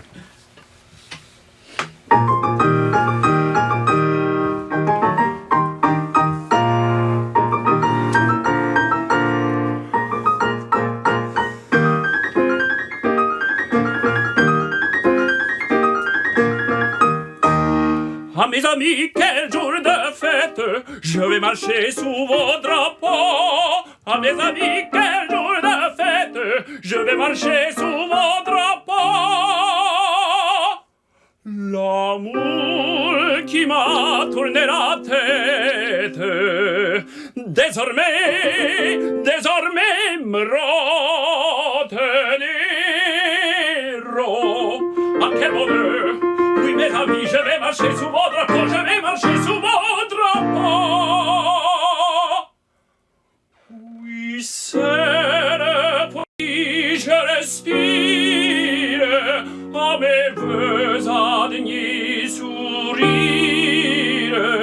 et ce doux espoir de bonheur trouble ma raison et mon cœur.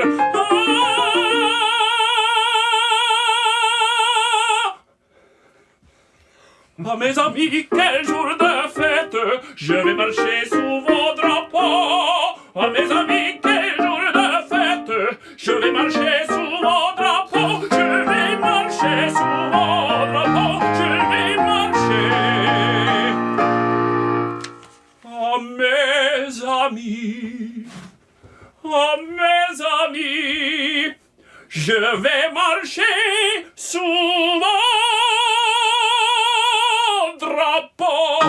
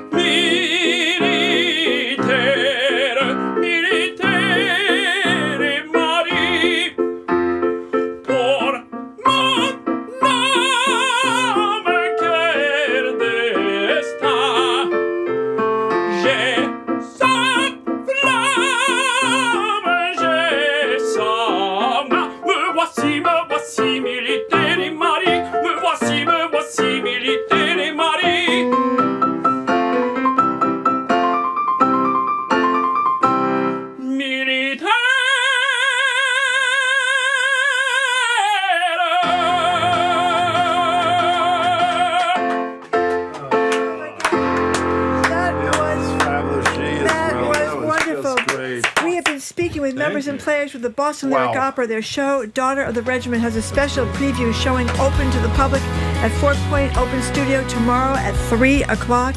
That's fortpointarts.org. fortpointarts.org, tomorrow at 3 for information on tomorrow's show. Or you can go to BLO, short for Boston Lyric Opera, BLO.org for more info on the official debut this spring of the show. Coming up after the 1 o'clock news, it's time for Ask Phil Eng. He runs the T. He's got a new job, too. He's next. You're listening to Boston Public Radio, 89.7 GBH, streaming at youtube.com/GBH News. That was awesome. Thank you. It is It is the GBH Fall Membership Drive. Now is the perfect time to give to GBH because it's $5 Friday. Become a sustaining member at just $5 a month and get the stories that matter to you and know that you are a part of what makes GBH a great radio station. Start your sustaining membership now at gbhnews.org or call 888-897-9424. I'm Maeve Buckley and I'm joined by Zach Finn. That's right. And show your love and support for GBH with an ongoing monthly gift of just $5. And we're going to thank you with the GBH knit hat. This is a very special offer for this $5 Friday. It's a charcoal gray beanie, style cap with the folding cuff and the 89.7 GBH 89.7 logo embroidered right there in black. Really, really sharp looking hat. The deadline is coming up at 6 o'clock. After that, the hat goes to $10 a month. So this is really the time to support your Boston Public Radio and GBH listening. That time is right now, 888-897-9424, gbhnews.org. And thank you so much if you've already made your gift of support here on $5 Friday. We have a goal of just 6 more people we're looking to hear from in the next couple of minutes to wrap up this hour of Boston Public Radio. So if you have yet to give, now is the perfect time, especially if you've never given before. It's great. You can become a new member, $5 per month, 888-897-9424, or give online at gbhnews.org. Now that federal funding for public media stations, including GBH, has been eliminated, the future of this public service is not secure. The only way to ensure that we remain strong, reporting on the facts and holding lawmakers accountable, is with sustaining gifts from our listeners. We ask you to stand with GBH in this moment, right now. The monthly sustaining membership is the best possible way that you can do that. Or you can increase your monthly gift by just a few dollars more.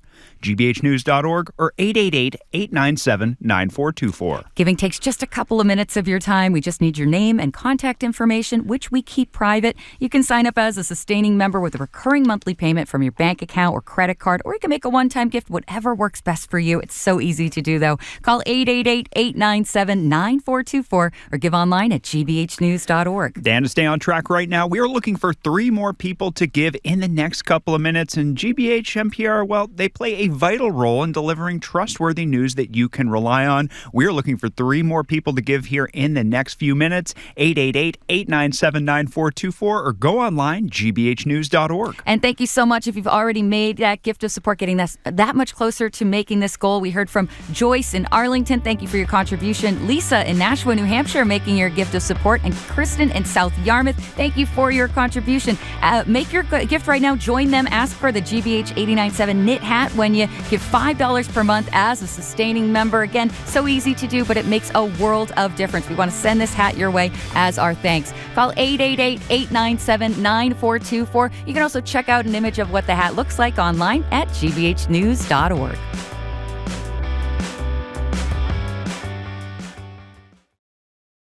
Support for GBH comes from you. And Forge Heat Pumps in Newton. All-in-one heat pumps provide heating and cooling for your whole home or just a single room. Learn more about how they work and how they can help shrink your carbon footprint at forgeheatpumps.com. And Lexus Broadway in Boston, presenting Hamilton. Written by Lin-Manuel Miranda, Hamilton is the story of America then, told by America now. Hamilton is in Boston through November 2nd. More at lexusbroadwayinboston.com. You're listening to 89.7 WGBH HD1 Boston. Online at gbhnews.org. GBH News. What matters to you? Live from NPR News, I'm Lakshmi Singh. President Trump is welcoming back Ukrainian President Volodymyr Zelensky to the White House. NPR's Deepa Shivram reports this hour's meeting is being held a day after President Trump said he had a long phone call with Russian President Vladimir Putin and said they'd talk soon about ending the Russia-Ukraine war. Trump said that he and Putin will meet in Hungary after top advisors from the U.S. and Russia get together. He thinks that will happen within the next 2 weeks.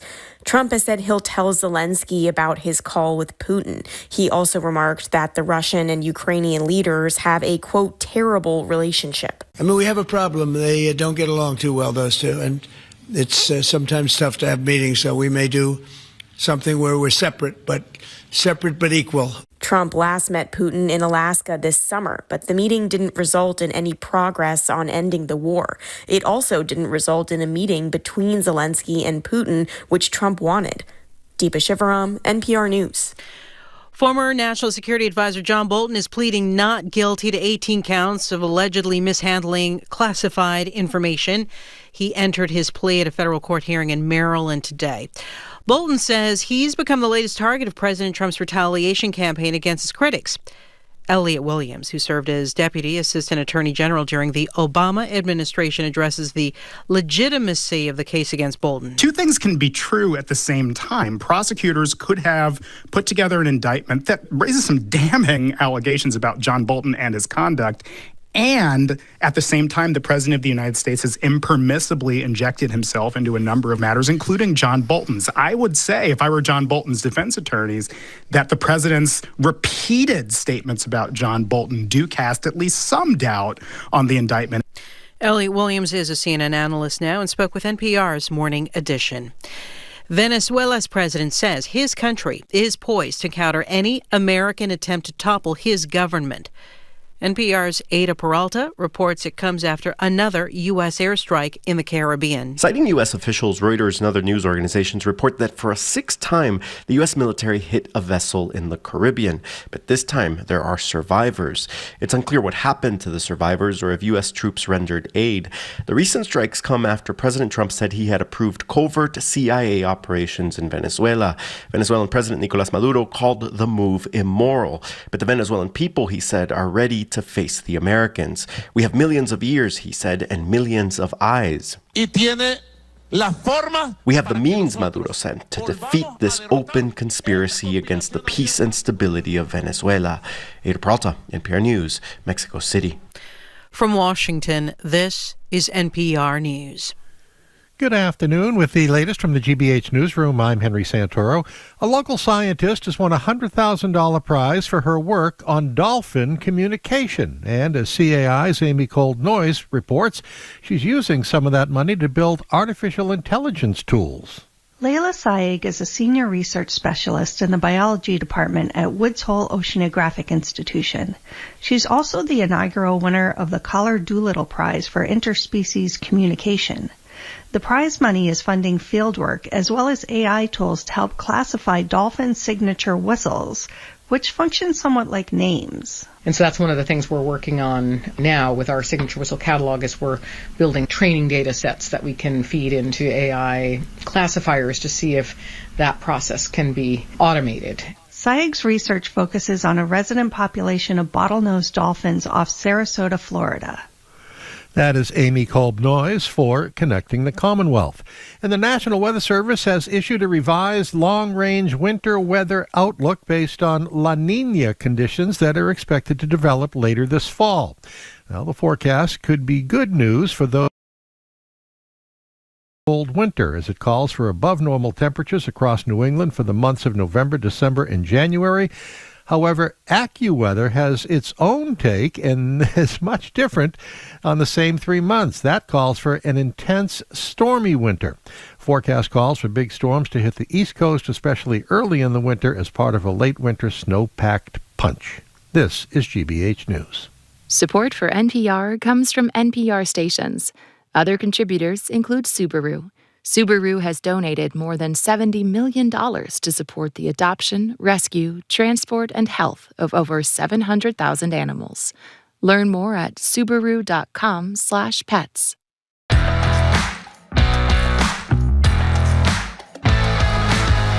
Welcome to hour number 3 of Boston Public Radio. Jim Browdy and Marjorie Egan. We are not at the Boston Public Library, although we had pictures, I think, of the Boston Lyric Opera singing at the library. Brilliant. So even though we weren't there, I guess you could see those pictures. Anyway, we're streaming at youtube.com/GBH News.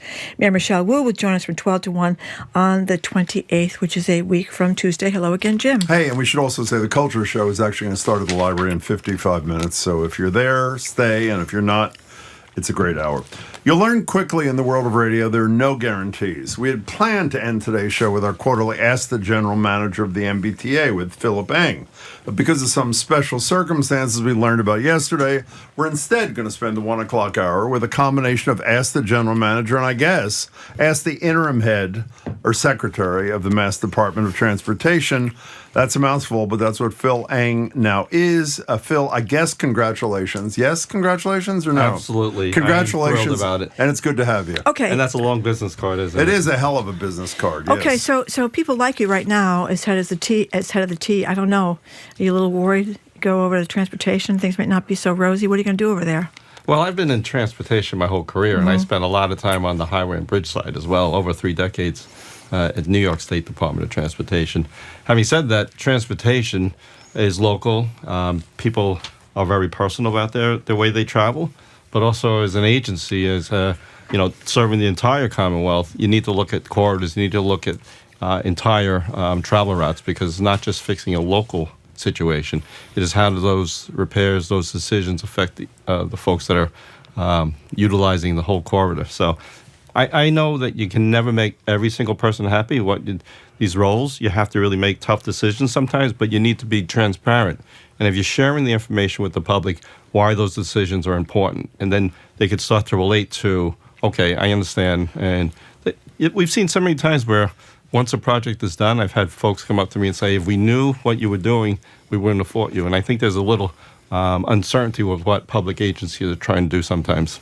You were, by the way, the number, if you want to ask a question of the interim secretary and the general manager of the T, you call them at 877-301-8970. It's also the number to text the question if you'd like. I know you were asked a question similar to something like, can you really do both jobs competently? They're both big jobs. And you said something like, I wouldn't have done it had I not thought I could do that.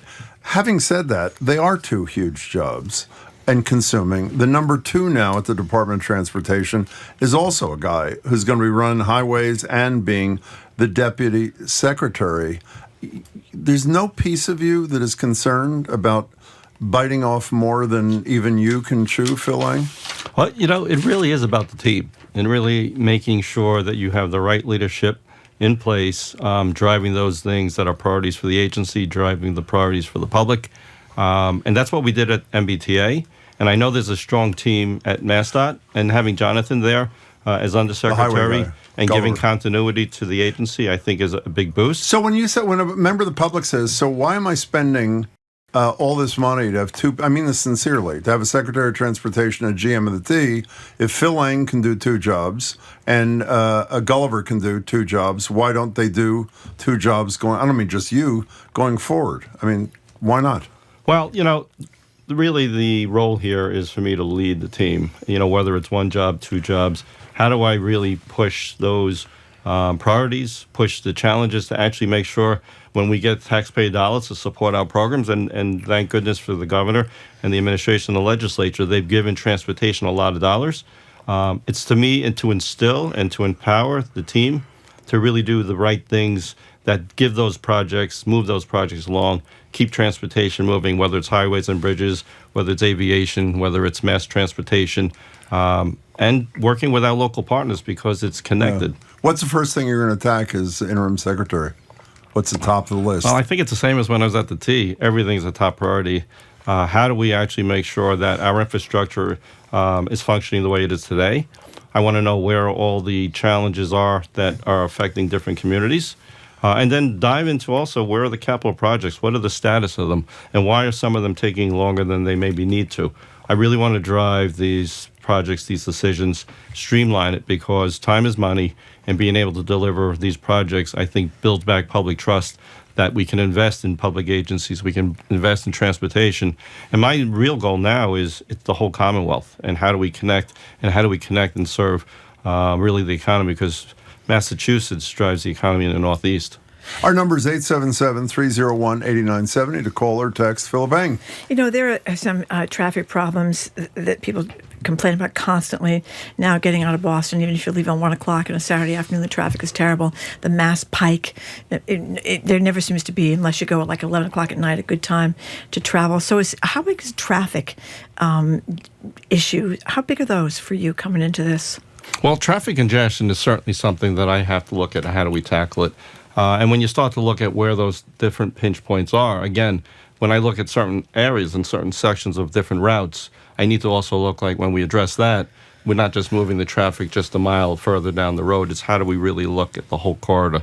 And there's a lot of things that we see where traffic merges, how are the lanes configured, things that we can address through projects we can address through signage.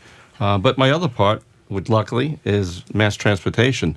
And that's still a priority, too. How do I get people to want to choose and know that mass transportation is viable? And it's exactly what we've been doing under this administration the last few years, is making it safe, making it more reliable, making it more frequent. So this way, when people do want to get out of their cars and avoid traffic, it's a win-win. Use mass transportation, ease congestion on the roads.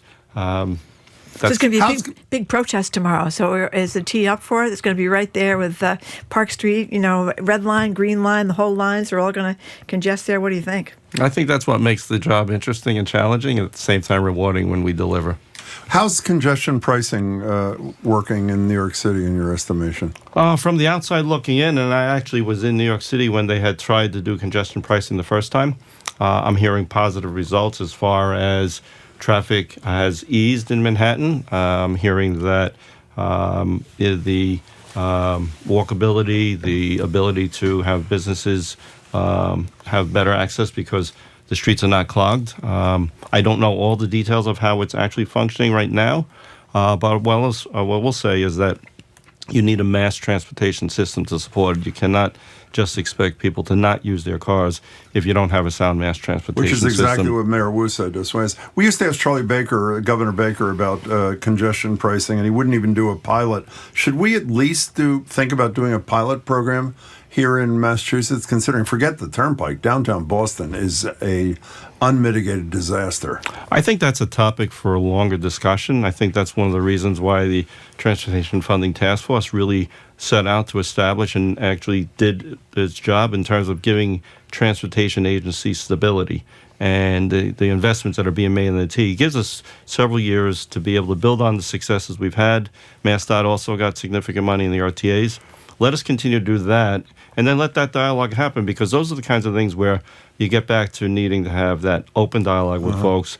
I think the fear of what can be if something is actually tried, you really need to have where people are not afraid of things, and that's where transparency is important. 877-301-8970. You mentioned the task force. I have to say, as a consumer, I had a totally different view. I think they did what task force often do in Massachusetts long before you moved here, is kick the can down the road. They basically said, let's use the share of the millionaires tax that's available to us. Share, obviously education and transportation are to be the recipients of whatever billions of dollars have been raised.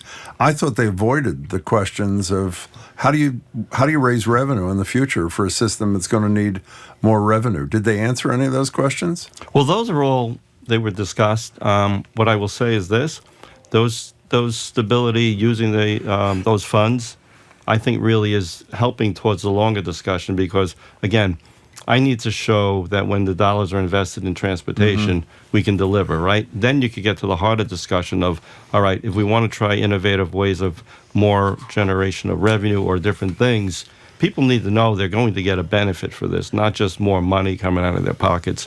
And I really do think this helps us set up for the longer-term discussions in the future. It really is making sure we deliver on what the public expects today. We have a few texts here. And by the way, you can call or text at 877-301-8970. This person wants to know, are you planning more signage and advertising on being able to use your credit card in the T? I still see people going to ball games and concerts being confounded by the ticket machine when they can simply tap their credit card. It's a missed opportunity to promote the T as sophisticated and easy to use. We absolutely are going to continue to try and make sure that people know you can use contactless payment. There are a lot of folks, in fact, that the usage continues to get stronger and stronger. But certainly that feedback is valued, and I appreciate it. I myself have seen many times someone at a machine, and I'll walk up to them myself and I'll say, hey, do you know you could just tap and go? So all of that is a shift in how the normal rider has been using our system for decades can shift over into the new mode. Let's take some calls. Yep, let's go to, I'm sorry. I'll just say the number again, I'm sorry, 877-301-8970. Dennis from Boston, thank you for calling. You're on with Phil Eng, welcome. Hey, hi guys. Phil, great job. I'm happy about your your career progression, and thanks for all you're doing for Boston and the region. We were talking about New York. driving in New York, congestion issues. Why don't we have cameras in Boston? We have block-the-box painting, which I think we copied from New York. It doesn't work. It's not implemented or enforced. What about cameras?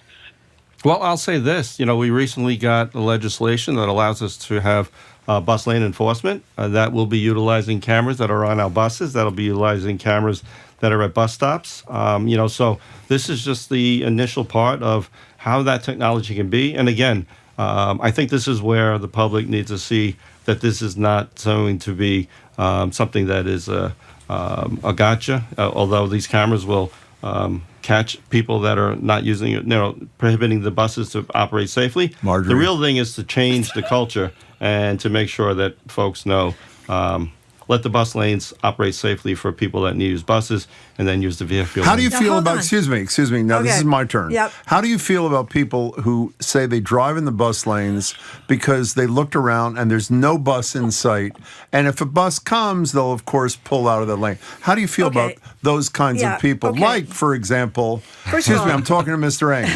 What's the answer to the question, Well, Sarah? may I defend myself? No, you may not. Yeah, I'm going to defend myself here because, first of all, he drives like an old lady. He's the only person on the mass Legally, line like an old that's lady. going 55 Okay, miles fine. and everybody whizzes fine. What's the answer to that question? Here's the thing. You go down Huntington Avenue. Oh, my God. And there's a bus lane there and, by the MFA and stuff. And there's about 30 cars in line. And so I think you're never going to get people to stop. As I was saying, what's your driving answer, into the Phil bus lane. Eng? The legislation Is there about any parking. circumstance It's in about which- parking in the bus lane, is it not? Not about driving in the bus lane. I think it's parking. Is it? Can Isn't we it have parking? him answer the It's question? parking. Excuse Parking. me. What's the answer, Phil? Well, I think as you see us deliver more and more robust buses, you're going to have less opportunity to try and sneak in between the buses because we are increasing the frequency of our bus routes thanks to the hiring that we've been allowed to do.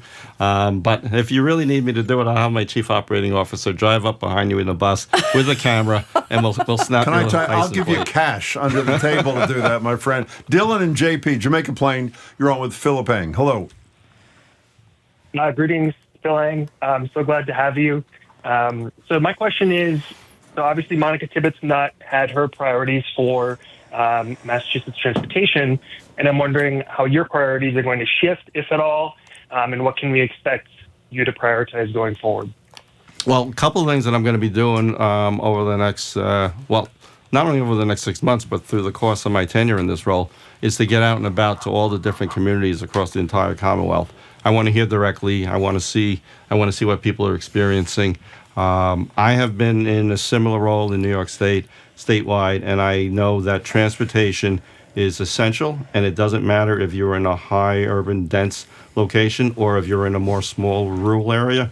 Those roads, your ability to move about is important. And I have seen when you do sound transportation, businesses thrive, businesses open up, people move to these locations, and they not only become a place where you live, but they become a destination. So there's a lot of things I've learned over the course of my career, but it's important for me to get out and hear what each community is looking for as well. Dylan, thanks for the call. I assume, obviously, this doesn't even require a question. A priority will be to get this procurement process back on track with these rest stops. As a consumer, I assume people know that the decision was made to reopen the process, not to take the remaining bidder. I know you were just appointed yesterday. Were you involved in the decision to reopen the process? No, I was not involved. However, I do agree with the reprocurement. I do think that's the best way to move forward. And Did we say it was the service plazas? Yeah, I'm sorry. The rest stops. no, they're not the rest stops. They're the service plazas. Whatever You're they right. are. My apologies. And again, I don't mean to be harsh because you're much more measured than I. As a consumer, it seems to me this procurement process was a disaster. And if I were in charge, and thank God I'm not, I would remove all the people who were involved and start over with them as well as the process itself. Are the same people who conducted this first round going to be conducting the next round, or are we going to see new players? Well, I know myself, that's one of my priorities to look into how to move forward with the procurement.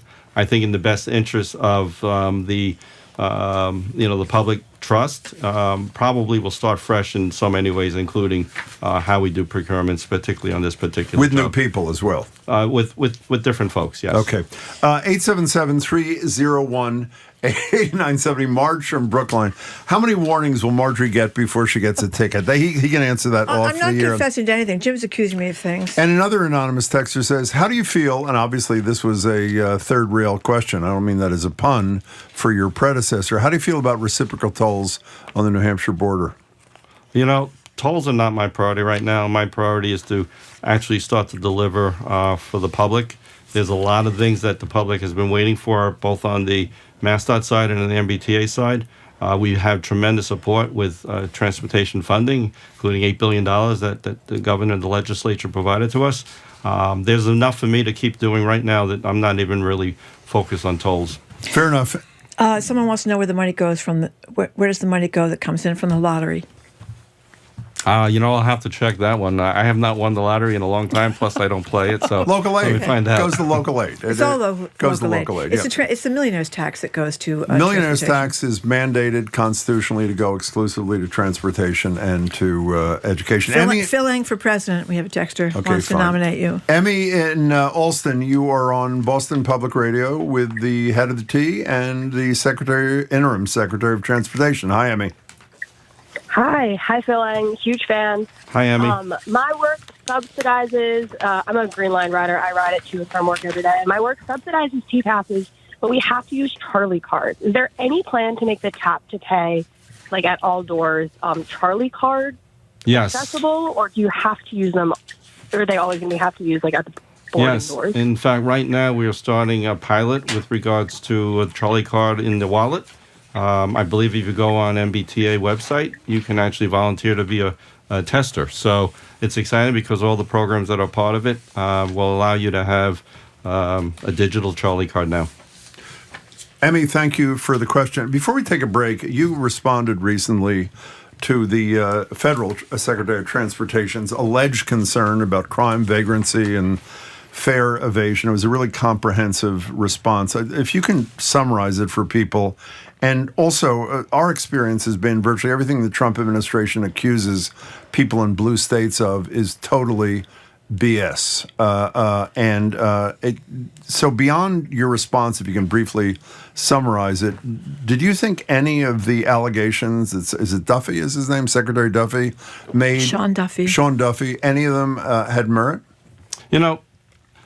When you live in a city and you're here 365 days a year, you get to experience all the great things are here, and you get to also know and get to feel that a system is safe and you're comfortable. I'll say when I first took on this role and I moved to Boston, I said this to my family, the city is safe, the system is safe, and I have no concerns when my daughters are riding the system any time of the day or evenings. I guess from an outside looking in, they have a perspective of safety. The good thing is that we have actually been working very hard over the last 3 years to improve safety. And we have made dramatic improvements and actually in parallel working in partnership with our federal partners. The federal SMI that was issued on the MBTA in 2022, we've submitted 98% of those CAPs, the corrective action plans that have been required.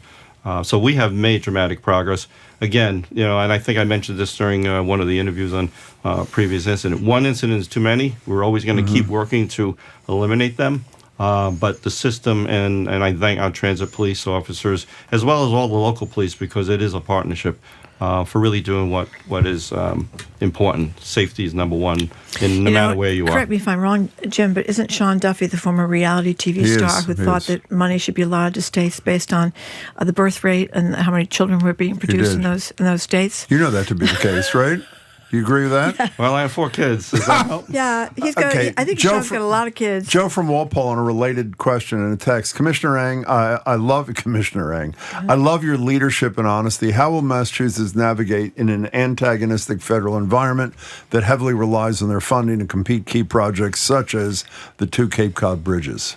Well, the one thing I keep hearing out of the D.C. is deliver efficiently, deliver meaningful projects. That's what we've been doing at the MBTA, and that's what we're going to do at MassDOT. That really is that's that's where the public trust is, but also the trust from our federal partners. What I've seen is where things are not moving fast enough. They've threatened dollars. Our intention is to show that we can deliver. And that's streamlining processes. That's also making sure that we communicate with the public what is the right project, and then make sure we move forward. I know you just got to do transportation, so you haven't been on top of this, but I go to the Cape a lot in the summer, and you hear a lot of people worried about the bridges because they go over and they see that big sign that says 1933, and it makes them nervous. I would assume that those bridges are inspected, and we can be fine until we get new ones. People don't have to be worried that, they're going to be in the middle of the canal and suddenly things don't go well. Yeah, the National Bridge Inspection Program, when I was involved in bridge inspection a long time in my career, it's very robust. It has a lot of strong requirements. So bridges have to be inspected every 2 years biannually. Bridges that have conditions of greater concern and not safety concerns, but something, then you require an annual inspection. And then there's also monitoring inspections if you need to. All of that inspection data allows us to develop capital program needs, allows us to determine, does that bridge need maintenance, corrective repairs, or longer-term bridge replacements? And really the key, just like what we're doing at the T, get back to cyclical preventive maintenance. Yeah. And then that avoids those larger scales, more costly, more impactful projects that need replacement. Having said that, we're going to dive right into, and I'm going to dive right into these mega projects, these important links, because we know how important it is to not only make sure they're safe, but it's also important to make sure that connection remains viable for the public while we're doing that. We should take a break, Marjorie. Okay, we are speaking with Phil Eng, who is head of the T. He's head of the MBTA, and he's also now the interim, let me sure I get this right, the interim head of mass transit. That's the transportation department here in the Commonwealth. Okay. Not mass transit. It's not mass Department of Transportation. Department of Transportation, yeah. Okay. It is not mass transit. Thank you. There's a thing called mass transit. Forget that. Department of Transportation. I think people know what we're talking about. Transportation. Okay. Anyway, we're going to be right back. We're going to take a quick break. You're listening to 89.7 GBH, Marjorie Egan, Jim Browdy, YouTube. We're streaming at youtube.com/GBH News.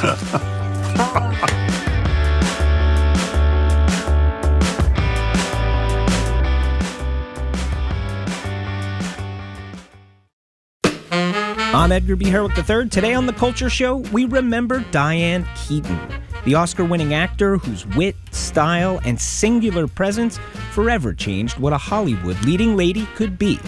And we pay tribute to D'Angelo, the visionary soul artist who reshaped modern R&B with every note.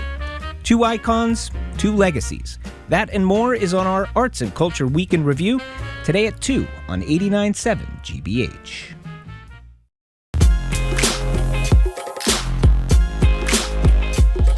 Welcome back to BPR, Marjorie Egan and Jim Browdy. We're not at the library. The Culture Show is at the library in 30 minutes. We hope you go to that. We're streaming at youtube.com/GBH News. Marjorie is just gifted. We are allowed to do this. She just gifted what do you call it? And he's putting it. Can someone come in here and get a photograph of this?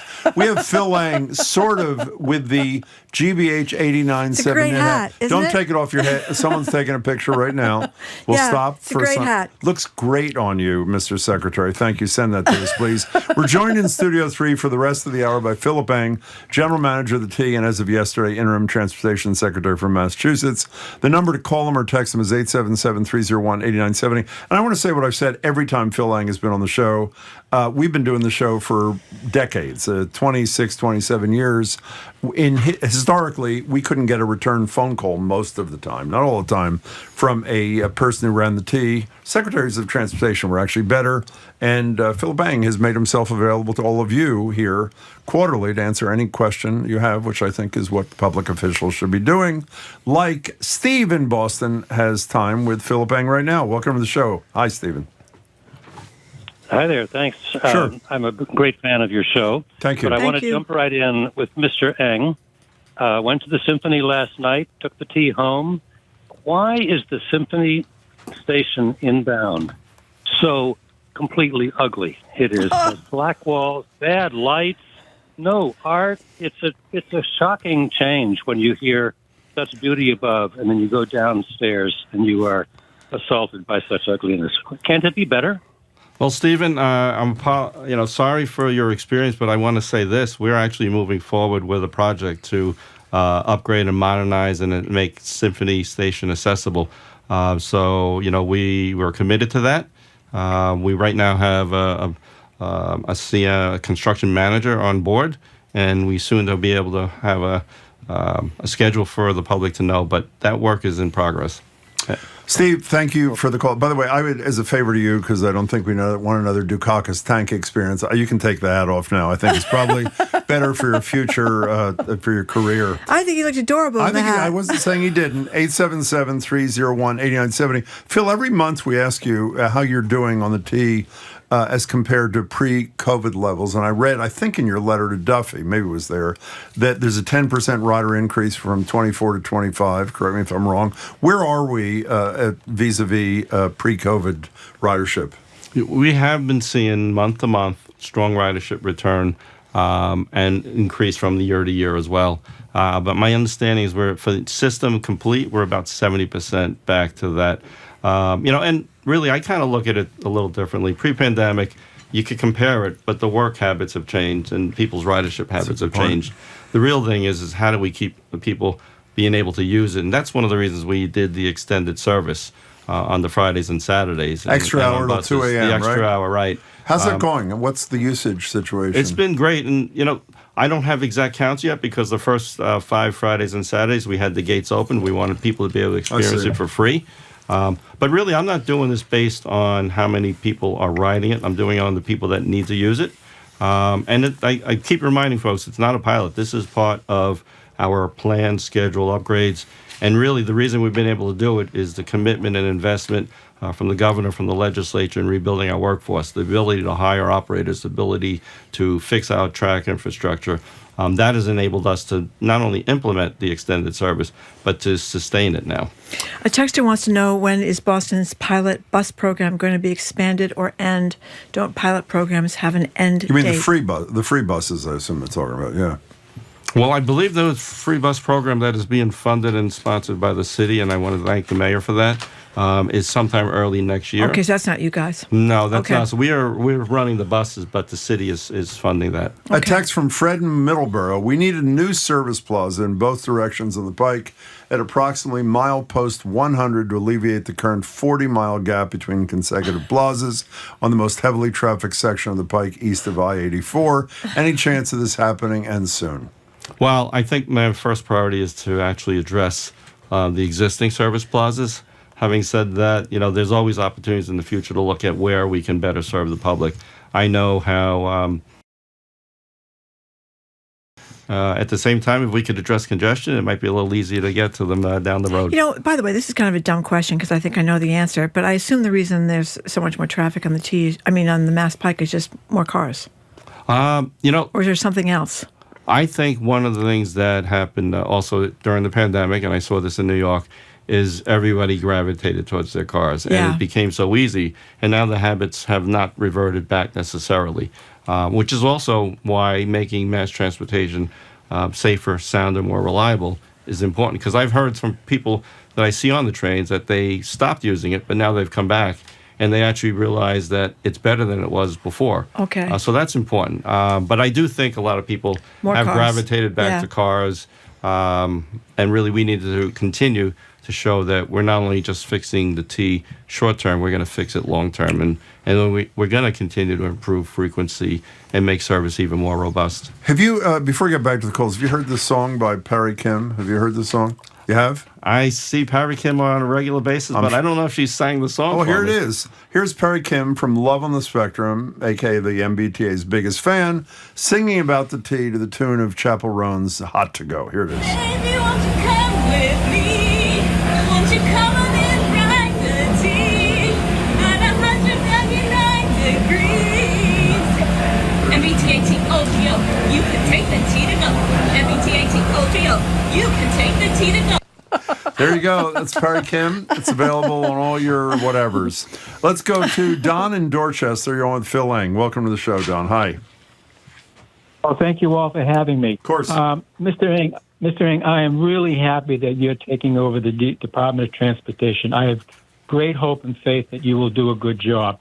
Specifically, as an active Columbia Savino Civic Association member, we have done a simple thing. We've added up all of the developments that are being proposed in and around our area. It's 10,000 housing units. That's 24,000 new neighbors and 5 million square feet of commercial space.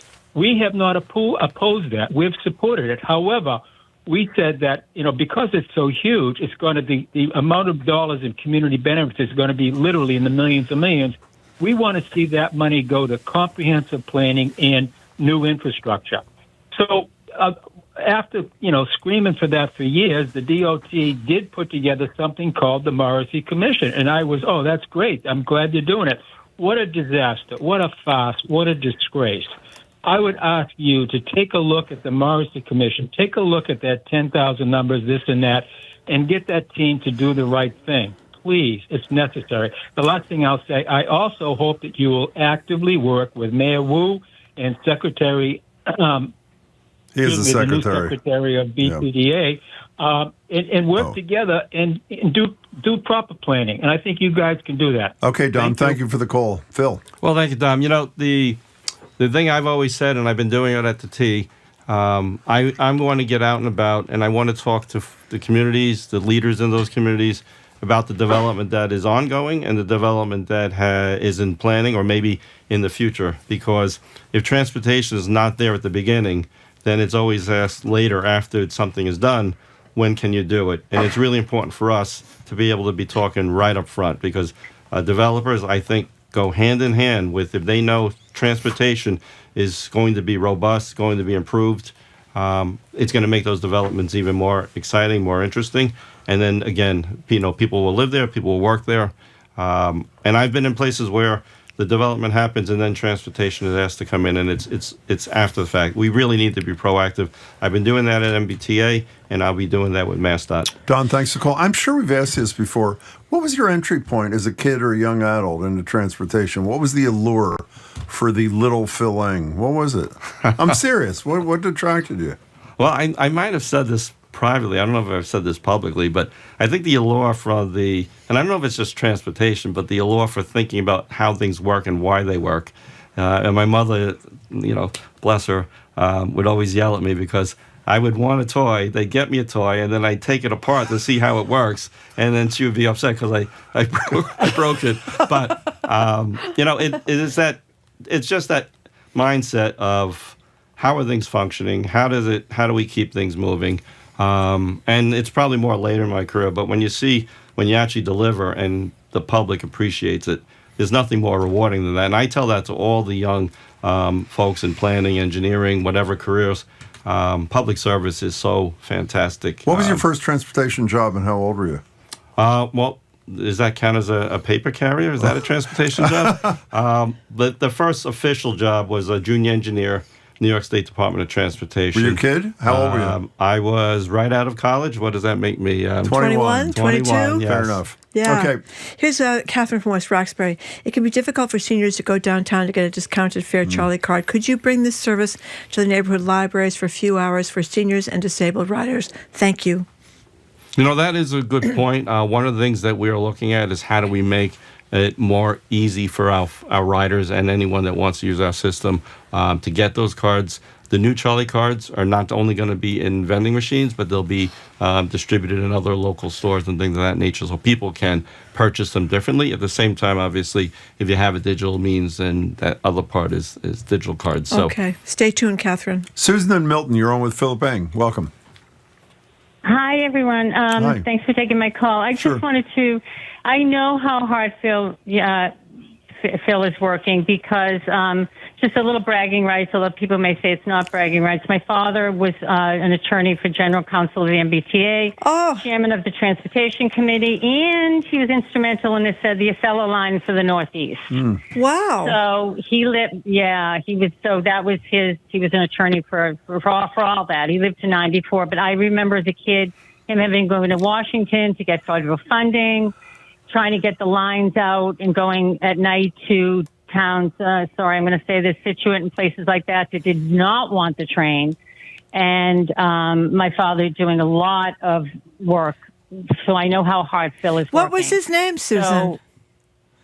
Jack Coffey. Jack Coffey, okay. Coffey. Thank you. Yeah, he retired in 1985, and he did a lot of work. So when people knock the T, I take it hard because I know how hard my father worked. And I know a lot of people are opposed to, getting the Quincy line and, again, the commuter line down in Situate, not in my neighborhood, NIMBY, and all that. But so I thank you, Phil. But a couple of things. I just got off the T. I grew up in Milton, now live back in Milton. I work part-time at Mass General. I can't tell you how happy I am. I walk in my backyard, hop on the trolley, go to Ashmont, take the train. I'm off at Mass General. It's thrilling. And then I look on Adams Street in Milton, if you're familiar, and everyone's honking and yelling at each other. And I'm like, why aren't more people? So my suggestion, I guess, to Phil, it's crazy. I'm waving. I'm like, hi, guys. I'm going to be in here in 40 minutes. So I don't understand why people, but I guess my suggestion would be PR, maybe. And again, going back to my Father's Day, all professional men and women took the train. And it's kind of like, I get the feeling like, oh, God, no. And people have said that to me. I would never get on the train. Ashmont? And I'm like, no, it's okay. Hey, Susan, the show's over at 2 o'clock. You know what I mean? Susan, no, don't go away. Don't go. Let Susan keep I'm the talking. one that doesn't like the food pictures. Susan, don't go away because I want to ask you something in a minute. Do you want to respond to any of that, Phil? I don't know what there is to I think my head got too big. That's the stat that you gave me. Susan. No, in reality, I want to say thank you very of much course. to your father for leading the way. That is fantastic because you're right. It is a challenging industry, but at the same time, it's rewarding.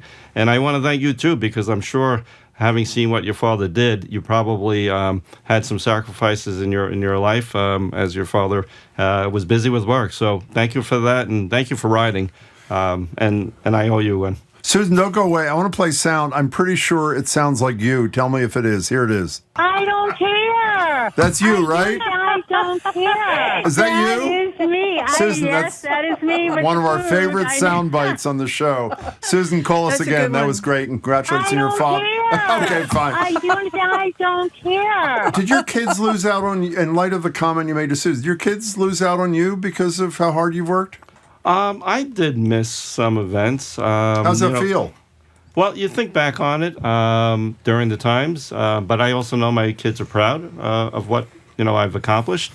But I've accomplished it because of them and my wife being able to allow me to do what I do.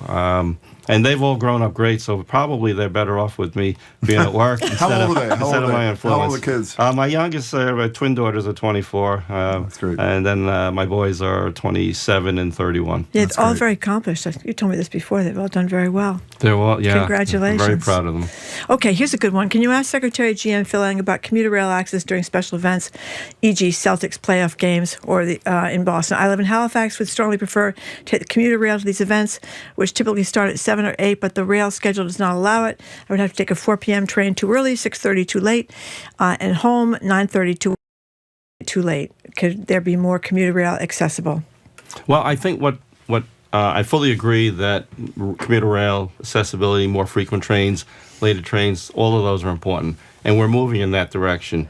We have procurements for more coaches. We have procurements that we're going to be pursuing for locomotives because of the importance of that. And we have a commuter rail contract coming up that we're in the midst of outreach right now to get the next operator. At the same time, we're working towards regional rail, and I know that's been talked a lot about before. But my focus now is looking at accessibility on our stations because level boarding helps speed up trips. What's level boarding? Level boarding meaning if the platforms allow people to enter trains right at the same height of the doors, things of that nature, because then it's easier to get on, easier to get off. But we're also looking at how do we increase frequencies. So on the Worcester corridor, we're doing signal upgrades right now that'll be able to increase frequencies to, I believe, about 30 minutes between trips. And there's other areas when the BEMUs, the battery electric multiple units on the Fairmont line, are in place. We're looking at maybe 20-minute frequency. And we want to do that on every corridor. And I also understand how important it is to be able to use commuter rail not just for work, as I've been saying, people want to use it for other things like sporting events and games. So we're going to keep diving into how do we make it more accessible, how do we make it more frequent, and how do we make sure that we can allow people to use transit for these types of things. And I think the extended service, just that we started on subways and buses and ferries, is just the beginning. Phil Eng, let me ask you a crass question if I can. Well, it's not crass till the end. It is crass at the end. The Globe interpretation, the story about your appointment as interim secretary, the intimation they made from your answer, I'll serve it as an interim capacity as long as I'm needed, was that you'd be open to the permanent secretary job if it was offered to you. Is that true? You know, if that is what the Commonwealth needs, you know, I love my job at the T. I want everyone to know I'm not giving up my job at the T. I know you do. Because we have made such progress. And I say this to friends and everyone. I took this role not just for 1 or 2 years. I took this role because I see this as something where you need to be here long enough to implement the changes and make sure those changes stay. So I'm not leaving as understood. General But if you were offered the job by the governor and she said, "I want you to be one thing. I want you to be secretary," would you take it? I don't think I want to speculate on what the governor may or may not want to do in the future. I will continue. You're not ruling it out, role. though. I don't rule that out. So, and this is the crass part of the question. You make in the neighborhood of $500,000. This is all public. This is not $500,000. The secretary makes $200,000. Would that deep drop in pay stop you from saying yes if otherwise you were interested in doing it full time? You might have to ask my wife that one. Okay, so you're not going to answer the question? That's a deep drop. No, what is the answer? Would it matter to you? I mean, it matter to you. Would you accept that pay cut if that job was offered to you? That might be a challenge. I'll have to be upfront about that. Okay. Yes. I'm sorry, Marty, you were going to say something. We have time for one more. No, I was just going to say it's a deep drop, Jim. It is a deep drop. That'd be a big challenge It's a for a lot of very us. good observation. Yes. Al in Middleborough, I think you're the final question for Mr. Eng today. GM of the T, Interim Secretary of Transportation. Hi. How you doing, Mr. Eng? We've spoken before about these questions. I never got an answer to my second question. But first question is, how are the numbers on the South Coast Rail? Are they what they were projected to be? And my second question is are we ever going to get phase 2 of the South Coast Rail as we were promised multiple times by the MBTA? Thank you, Al. Appreciate the questions. Well, I actually don't have the numbers in front of me. We can get that to you after the show. I appreciate it. We'll What's tell the you second tomorrow. part? What's the second part then? is South Coast Rail Phase 2. Well, you know, I've said this at other places. One of the things as we've run more robust service in Massachusetts, and that's a great thing to have for the first time, I think, in five decades. But one of the other things is, before I really think about what the caller is asking about Phase 2, there's a lot of single-track territory to even get to the first South Coast Rail. And if I don't start addressing single-track territory and I try to run more trains through there, every time there's an incident, every time a train breaks down, the whole corridor shuts down. I need to really start looking at making the system more robust, reliable, because it's not just going further. It's making sure when I go further, I can get there reliably and I can run the level of service they want. And without with that 50 miles of single track, it really is kind of getting to some solution, but not actually solving the problem. Phil, congratulations on the second job, and thank you so much for your time as always. We really thank you appreciate very it. much for being with us. We Good really to see you. appreciate it. And by the way, thanks for that. We got a tea mug on the way in. Thank you kindly. Okay, we've been speaking to Phil Eng, who heads the T, and he's also going to be the interim director of the Department of Transportation. Tune in Monday for Congressman Seth Moulton, who's announced he's running against Ed Markey for Senate, NPR TV critic Eric Deggans, former Education Secretary Paul Revell, and Princeton's Khalil Gibran Mohammed. Our crew, Zoe Matthews, Aidan Conley, Nicole Garcia, Hannah Loss. Additional support from Mira Donaldson. Brad Lewis ran our YouTube stream. Our engineer is John the Claw Parker. Our executive producer is Jamie Bologna. You can stay tuned to the Culture Show with Jared Bowen. They are down at the library, so if you're in the area of Copley Square, stop by and see Jared. It's their end of the week review. It's a great show. Starts right after us, and they are, as I said, live from the Boston Public Library studio. Have a nice weekend, Jim. Yeah, and I want to say, if people where you weren't watching the streaming, if you would like to see the GM of the T and the interim secretary of the DOT with an 89.7 knit cap perched atop his head, I'll be tweeting it out in probably the next 15 minutes. You will not want to miss it. It's That adorable. was very generous of It was you, very, Mr. Eng. yeah, looks great. It's great to see you. Good luck in both jobs. Good to see you, Phil. Thanks. I really appreciate it. Thanks so much. I'm Marjorie Egan. I'm Jim Browdy. Thanks again for Have a tuning great in. weekend. I hope you can have a great weekend. I hope you can tune in again on Monday. Bye.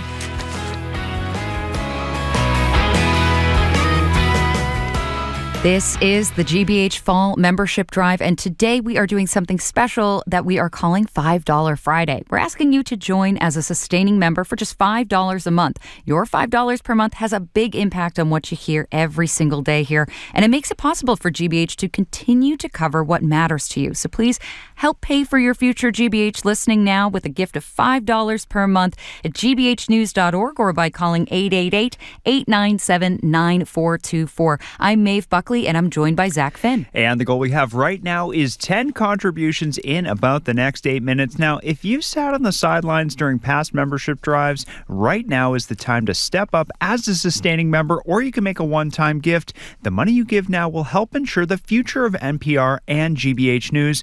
Every single dollar makes a difference. gbhnews.org or 888-897-9424. And a big part of GBH's mission is to bring people together through the unique bond of public radio, inspiring Boston with diverse voices, arts, and culture, and offering community focus. Because the mission of GBH's reporting is to serve you and not advertisers, shareholders, or the bottom line, we can always be relevant to Boston and to you. And of course, because this is such a unique space, we have these opportunities to have uninterrupted conversations on air here with the general manager of the MBTA and interim transportation secretary Terry now. And you hear all of this on Boston Public Radio because of your support. So please support your home for all of these great conversations by calling 888-897-9424 or giving online at gbhnews.org. And it is $5 Friday here on GBH 89.7. And as always, we have something really special for you here today. It's the charcoal gray beanie style caps. Got the folding cuff and the GBH 89.7 logo embroidered right there in black. Really, really wonderful looking hat. And it is the last chance to get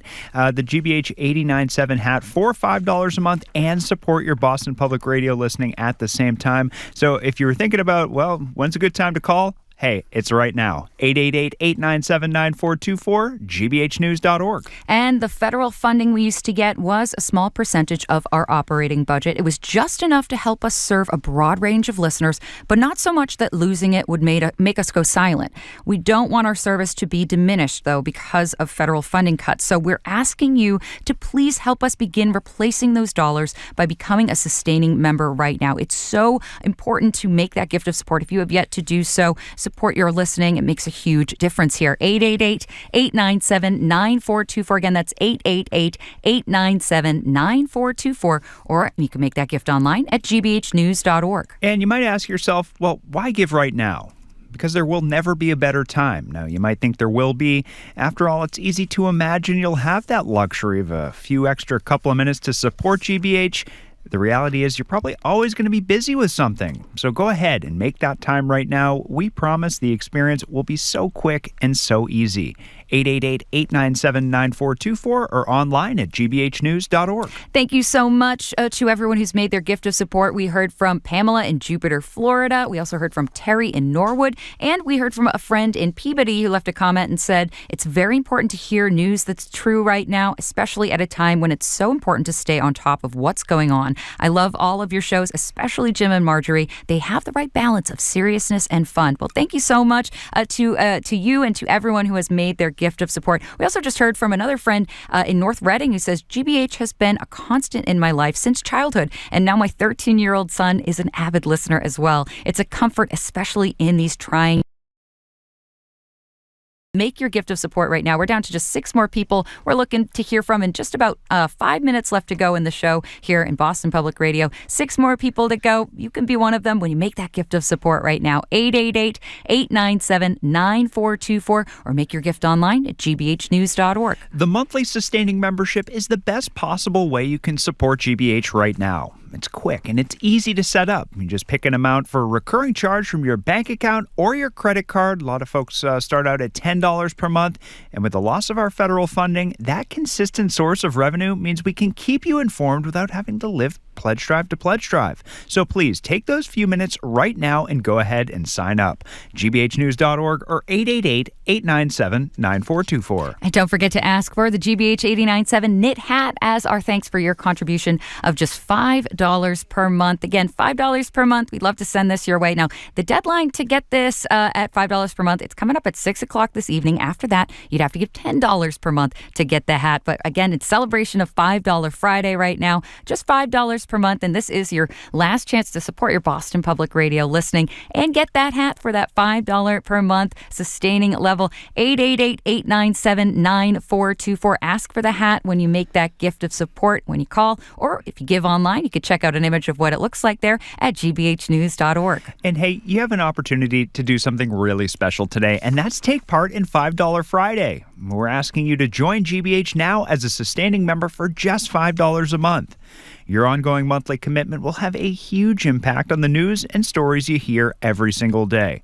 And that's how we pay the bills. It's how we keep GBH rolling along strong. It's by getting a lot of listeners to simply give what they can. And can you please sign up to give $5 per month right now? gbhnews.org or 888-897-9424. Hey, Kimberly in Fremont, New Hampshire, thank you for your contribution. We also heard from Sandra in Bristol, Rhode Island. Thank you for your gift of support. That is how it works. It's call by call, contribution by contribution, coming together to support your listening here in the months ahead. We're down to just 4 more people we're looking to hear from. We got a couple minutes left to go in this hour, just 4 more people to hear from, and meeting each goal so critical to stay on track for our overall goal in this fall membership drive. It's been going fantastic. Again, if you've already made your gift of support and if you have yet to do so, now is the perfect time to make that contribution. 888-897-9424 or make your gift online at gbhnews.org. And I mean, so many great thanks to Sharon. So many great comments coming in here. We have Asha in Hopkinton who says, I love Jim and Marjorie, and we need public radio now more than ever. We all must do our part to support this wonderful station and all the great stories, conversations, and ideas that GBH presents to us every single day. Thank you for all your hard work, Asha. Thank you so much. Now, if you're like Asha and you're relying on these, this station for these great stories, now is the time to show your support. 888-897-9424, gbhnews.org. Make that gift of support right now and ask for the GBH 897 knit hat as our thanks. Again, that's just $5 per month as a sustaining member. Ask for it. You can check out an image of what it looks like when you make your gift online at gbhnews.org. You'll also be helping us reach our goal. We've got just 2 more people to hear from to wrap up this hour. Call 888-897-9424 or online at gbhnews.org.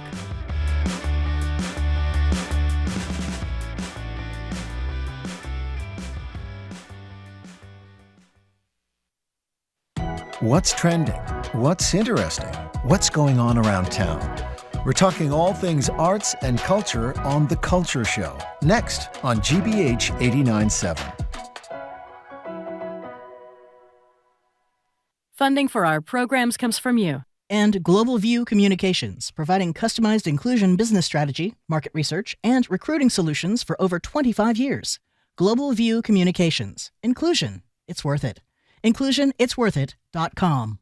And The Wilbur, presenting stand-up comedian Alex Edelman returning to Boston on Saturday, October 18th. Ticket information for the 10 o'clock evening show is available at thewilbur.com. You're listening to 89.7 WGBH HD1 Boston. Online at gbhnews.org. GBH News. What matters to you?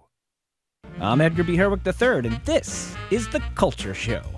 Coming up today, we remember Hollywood's quirky leading lady and style icon Diane Keaton, who has died at age 79. Known mostly for comedy, she had a wide-ranging resume, which included an Oscar-winning performance in Annie Hall. Oh, God, Annie. Well. La-di-da, la-di-da, la-la, yeah. And another huge loss, D'Angelo, the visionary R&B singer who helped pioneer the neo-soul subgenre, has died at age 51. Even though he only released 3 albums in his lifetime, D'Angelo changed the sound of R&B. President Trump takes the Biden-era Build Back Better and makes it his own. I love building things. I can build some beautiful things. He literally has designs on building the Independence Arch, or as some are calling it, the Arc de Trump, near the Lincoln Memorial. This, again, has never been built, and we're going to start that pretty soon. It's going to be great. Finally, it's a Bridgerton to the future. Netflix has dropped the trailer to the forthcoming season of this Regency-era romance. With each passing season, one is known to experience plenty of ups and downs. So then we must ask ourselves, do we rise to the occasion? We take on that and more right now on our Arts and Culture Week in Review. The Culture Show is made possible in part by a generous contribution from the Fiducia Fund, proud to support this station's arts and culture programming. It is time to make Mama Stamberg's cranberry relish. The relish is chunky, creamy, tart, tangy, and Pepto-Bismol color. Everybody will love it, I promise. Welcome to the Culture Show, live from the Boston Public Library and streaming live on the GBH News YouTube channel. I'm Edgar B. Herwick III. I'm Callie Crossley. And I'm Lisa Simmons. We are going over the week's top arts and culture headlines, starting with, deep breath, Diane Keaton, the Oscar-winning star of Annie Hall, The Godfather, and Something's Gotta Give, to name just a few. Over 5 decades, she redefined screen stardom with her wit, her quirky charm, and offbeat authenticity, and, by the way, becomes a style icon along the way. This is a huge loss. Huge loss, huge loss. I've been taken by the range of responses. All of them the same sentiment, missing her and complimenting her on her acting skills and her humanity. And that, for me, was most resonant because as I was thinking about what made her acting so good, she was always comfortable in her own skin, no matter what role she played. And so that authenticity cannot be faked. Yeah. That's just what it is.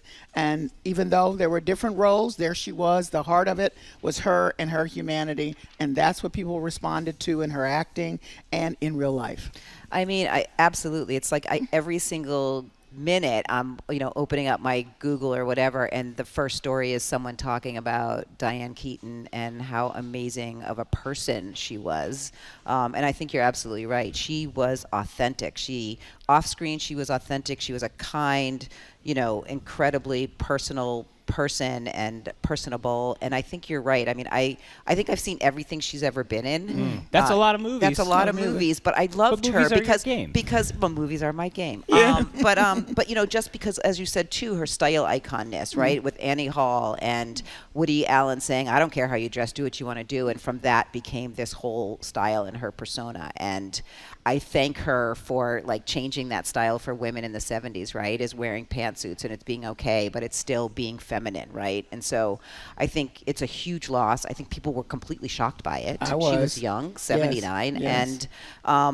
And yeah, so I everyone's just going to go back and start watching all those movies again, and they should. Yeah. And AMC is actually bringing them back to the theaters as of today. Wow. So two movies, Something's Gotta Give, and Annie Hall, for which, as you said, she won the Oscar, but she was nominated for Something's Got to Give. That's always one of my favorites, but my very favorite, you and I share. The Family Stone. Yeah. Well, let's talk a little. We've got a little sound from Something's Gotta Give. That's the 2003 romantic comedy directed by Nancy Meyers.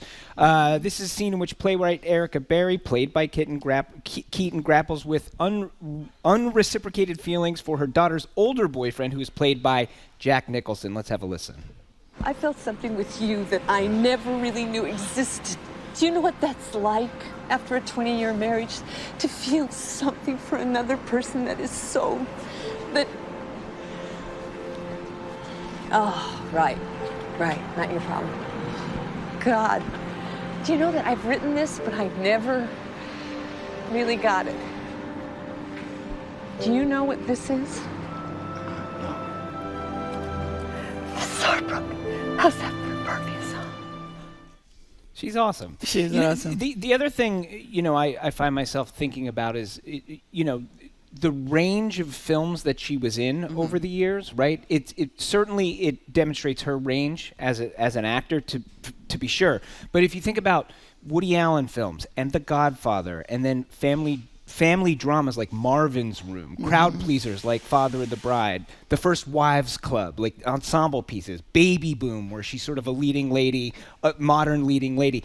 It also reminds you of how diverse the movie ecosystem was through her career, and something that I think right now, as we look at what's in theaters, you don't see that range of films either. And it's you know, it just kind of puts in relief the fact that we're in a different era than we were before. And should be noted that, you know, it's very difficult these days to find grown-up women in plots, right? In movies. Right. And In so romantic comedies and comedies, yes. right, exactly. And here she is, you know, throughout most of her career playing grown-up women. And as I said, you and Edgar, you and I shared The Family Stone. I love that movie. And speaking of her being authentically herself, you know, usually in a number of the rom-coms, she was sort of Nancy Myered up, you know, with the chic clothing and the whatever and the fancy kitchens. And that, she was just a down-home girl. And it just was powerful. I mean, and I think for women at that time, and even now, it's like she basically challenged societal expectations of who women are, what women could be, and also whether it was in Baby Boom, which was hysterical, and she has to then take care of this child, and then she throws away corporate American and goes makes jam. I mean, everyone seems to be making jam these days, right? Yeah. Trailblazer yet again. She got to the jam and craze the thing first. is that there's we've talked about this before, that there's always other sides of people, right? So here we saw her as this incredible actress and quirky and wonderful and really changing our lives, but she was also an avid photographer. She flipped houses. She was like in, you know, architectural like she did also all these other things in her life in addition to how she impacted the world of film. And chose not to marry, and then you know, adopted two kids in her 50s. Yeah. You know, that's Lisa, is there a film of hers that really stands out for you? I mean, we talked about this a little bit. I mean, I loved her role in The Godfather because it was so, and she even said, why are you asking me to do this? That's like not what I'm supposed to do. And there's because we found some quietness and empathy in the characters and who you are as a person, that we thought you would be the perfect person to play this. So I think she was incredible in that. I mean, I think I love almost everything that she's been in and done. I mean, Baby Boom, but First Wives Club, because I just think, you know, that was such a great concept and great idea. I'm a big Beatles fan, right? And I've been I listen to a lot of Beatles podcasts. I'm listening to this one right now where that big Peter Jackson documentary that he did, they're going through day by day and doing an episode about each day of that, you know, thing, right? So in this, everybody that this podcaster is talking to mentions that every time they see George Martin, their producer, on the screen,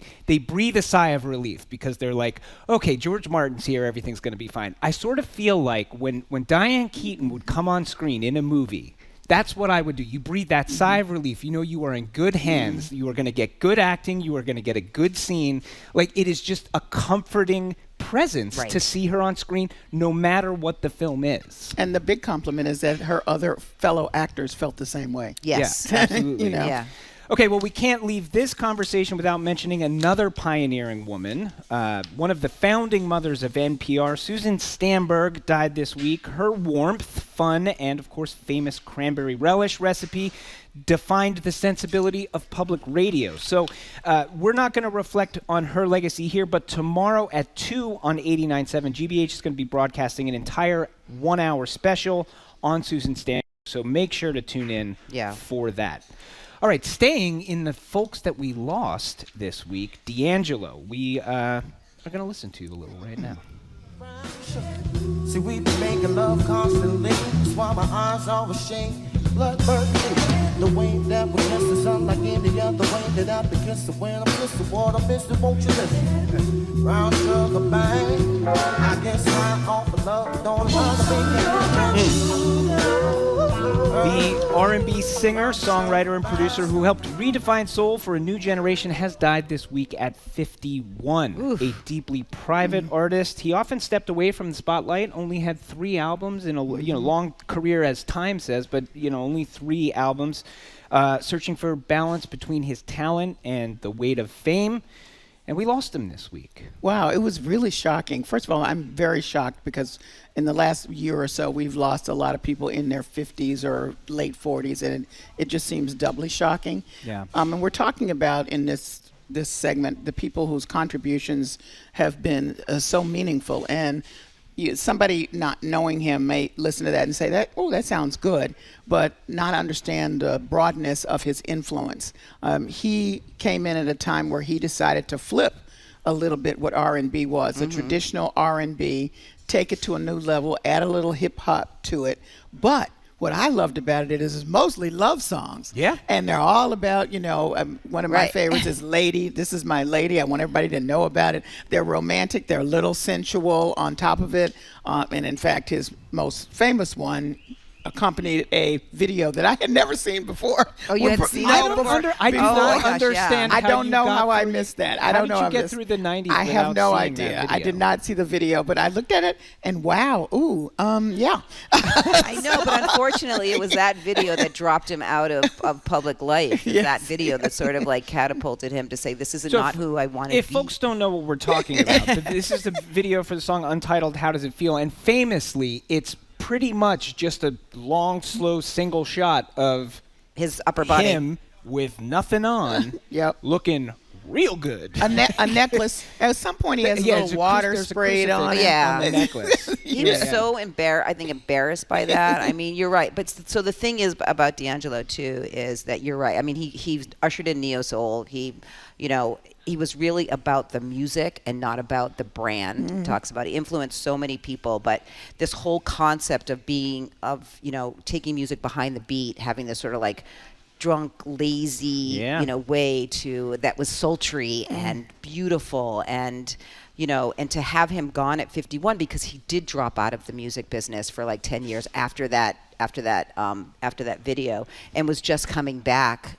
He had a new album, Black Messiah, that he did in 2014, and then to have him and people talking about him like they were talking about Diane Keaton. Right? Yes, it's the same thing. You have Questlove. You have people stepping up and saying, "What? This is like this man was part of who I am today." It was because of what he did. You mentioned Black Messiah. Let's hear a little bit of D'Angelo and his backing band, the Vanguard, on an SNL performance of Really Loved. The song's called Really Loved. This is from that album, Black Messiah.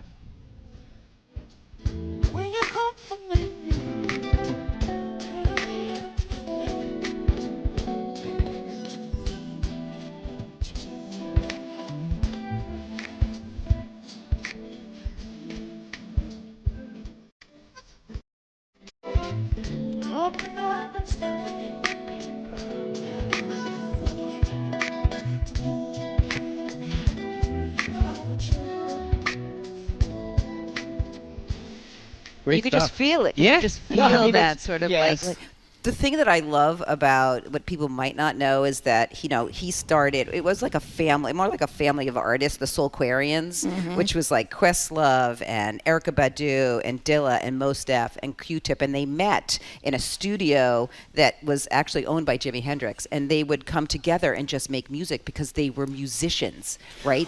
I think that's an important. I don't know that enough people realize that D'Angelo is not just the singer, right? No, okay, right. So he and a band and his band at the time in '91 win a performance at the Apollo Theater, and he gets $500 for that. And what does he do with that $500? He buys a 4-track recorder and a keyboard, and that is the beginning. Then he starts working on what will be his first album. But he played drums, saxophone, guitar, bass, keyboards. He wrote most of this music. He's playing most of the instruments, and when you hear the vocals layered, it's mostly him singing with him, singing with more of him. That's right. And what I loved about him too is he was an analog, right? He liked to put things on tape. He he embraced the digital realm, right? But he felt like that was this crisp and precise. But tape, as we know, hearing that back, it's like film. It's like watching something on film. It's like you have that, and it has that authenticity and beauty in it, and that warmth, which I think was so important to his work. I just want to again emphasize the romance. That really is a part of his whole vibe. Why is that so? What is it that makes that so important? Because a lot of songs that are supposed to be romantic now are either overtly too sexual or just they don't have much depth or feeling. Yeah. But if you go back to look at the Voodoo album, which won Best R&B at the Grammys, and then Untitled, the song from there, then which he's doing the video. I mean, come on. It's just well, that's Yeah. what you said. It's Just like- sultry and beautiful and like you say, romance. But because he's talking about his woman and how much this means to him and this relationship and how you should treat. Tell me how you want to feel. He says. Yeah. Someone used to tell me they called that music begging brother music. Yeah. I'm not mad at it. I'm not mad at it either. When you talk about that resonating authenticity, like when his first album dropped, right? It was a pretty hard turn for R&B. It was also universally acclaimed. Yes. Across that's the right. board. When that album came out, everybody, music writers of all genres, music fans of all genres, everybody universally was like, well, this is amazing. And, this says a lot. Even in 2017, when they reissued that album, Pitchfork, the famous Pitchfork, they will take you down a peg. They gave it a 9.2 out of 10. So that tells you that is something that is just universally loved, which I think is exactly right. I love it. I really do. Okay. Well, finally, we're going to hear a little bit, speaking of people we've lost in the music world, we're going to hear a little bit of Ace Frehley, who is a co-founder and lead guitarist of the legendary rock band Kiss.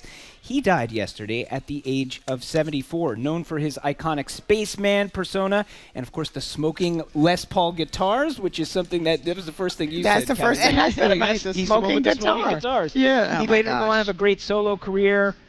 This is a little bit of Strange Ways off of Kiss's 1974 album, Hotter Than Hell.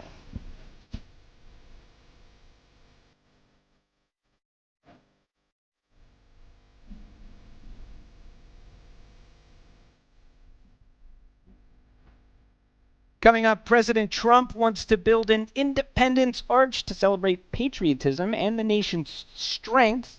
Critics say that it is an arc that bends towards self-promotion. That and more is next on our Arts and Culture Week in Review, live from the Boston Public Library. Stay with us.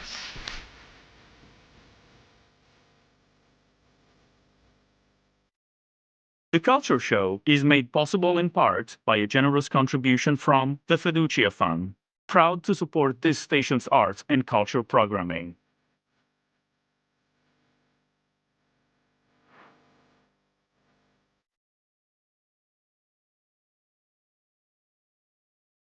The Culture Show today was made possible by our listener contributors. That's how GBH works. The money you give keeps the Culture Show on the radio. Please sign up as a sustaining member during this membership drive. Listening to The Culture Show doesn't cost you anything, but pulling this show together every weekday afternoon, that takes work. So why not lend a hand with a contribution in any amount at 888-897-9424 or give online at gbhnews.org. This is the GBH Fall Membership Drive, and today we're doing something special that we're calling $5 Friday. We're asking you to join as a sustaining member for just $5 a month. And that $5 a month, it has a big impact on what you hear every day and makes it possible for GBH to continue to cover what matters to you. So please help pay for your future GBH listening now with a $5 a month sustaining gift. You can do so online securely at gbhnews.org or call us at 888-897-9424. A very good afternoon to you. I'm Mark Cohen. I'm joined in the studio today by Kiki Loa. The goal is to get 20 contributions in the next 40 minutes. In an era filled with misleading information, GBH remains a trusted voice you can depend on. By giving right now, you help GBH continue our mission of providing accurate and factual news. Please give $10, $15 a month, or even just that $5 per month, $5 Friday on the Sustainer Plan and help meet this important goal. Again, we're looking to hear from 20 more people in the next now 40 minutes. Go online to gbhnews.org or call 888-897-9424. Important news breaks and comes to us at all hours of the day, which means the reporting work and resources behind everything you hear on GBH must be fueled by the people who listen. That's people just like you. Your support during this membership drive is essential to all the rewarding moments you spend in the company of GBH. GBH keeps you informed, engaged, inspired, and connected when you need it the most. And we are fueled by your support. Your contribution right now online at gbhnews.org or call us at 888-897-9424. And just so you know that if you support GBH with an ongoing monthly gift of just $5 per month, we will say thank you with the GBH knit hat. This is a special offer for $5 Friday today. Charcoal gray beanie style cap with the folding cuff and the GBH 897 logo embroidered in black.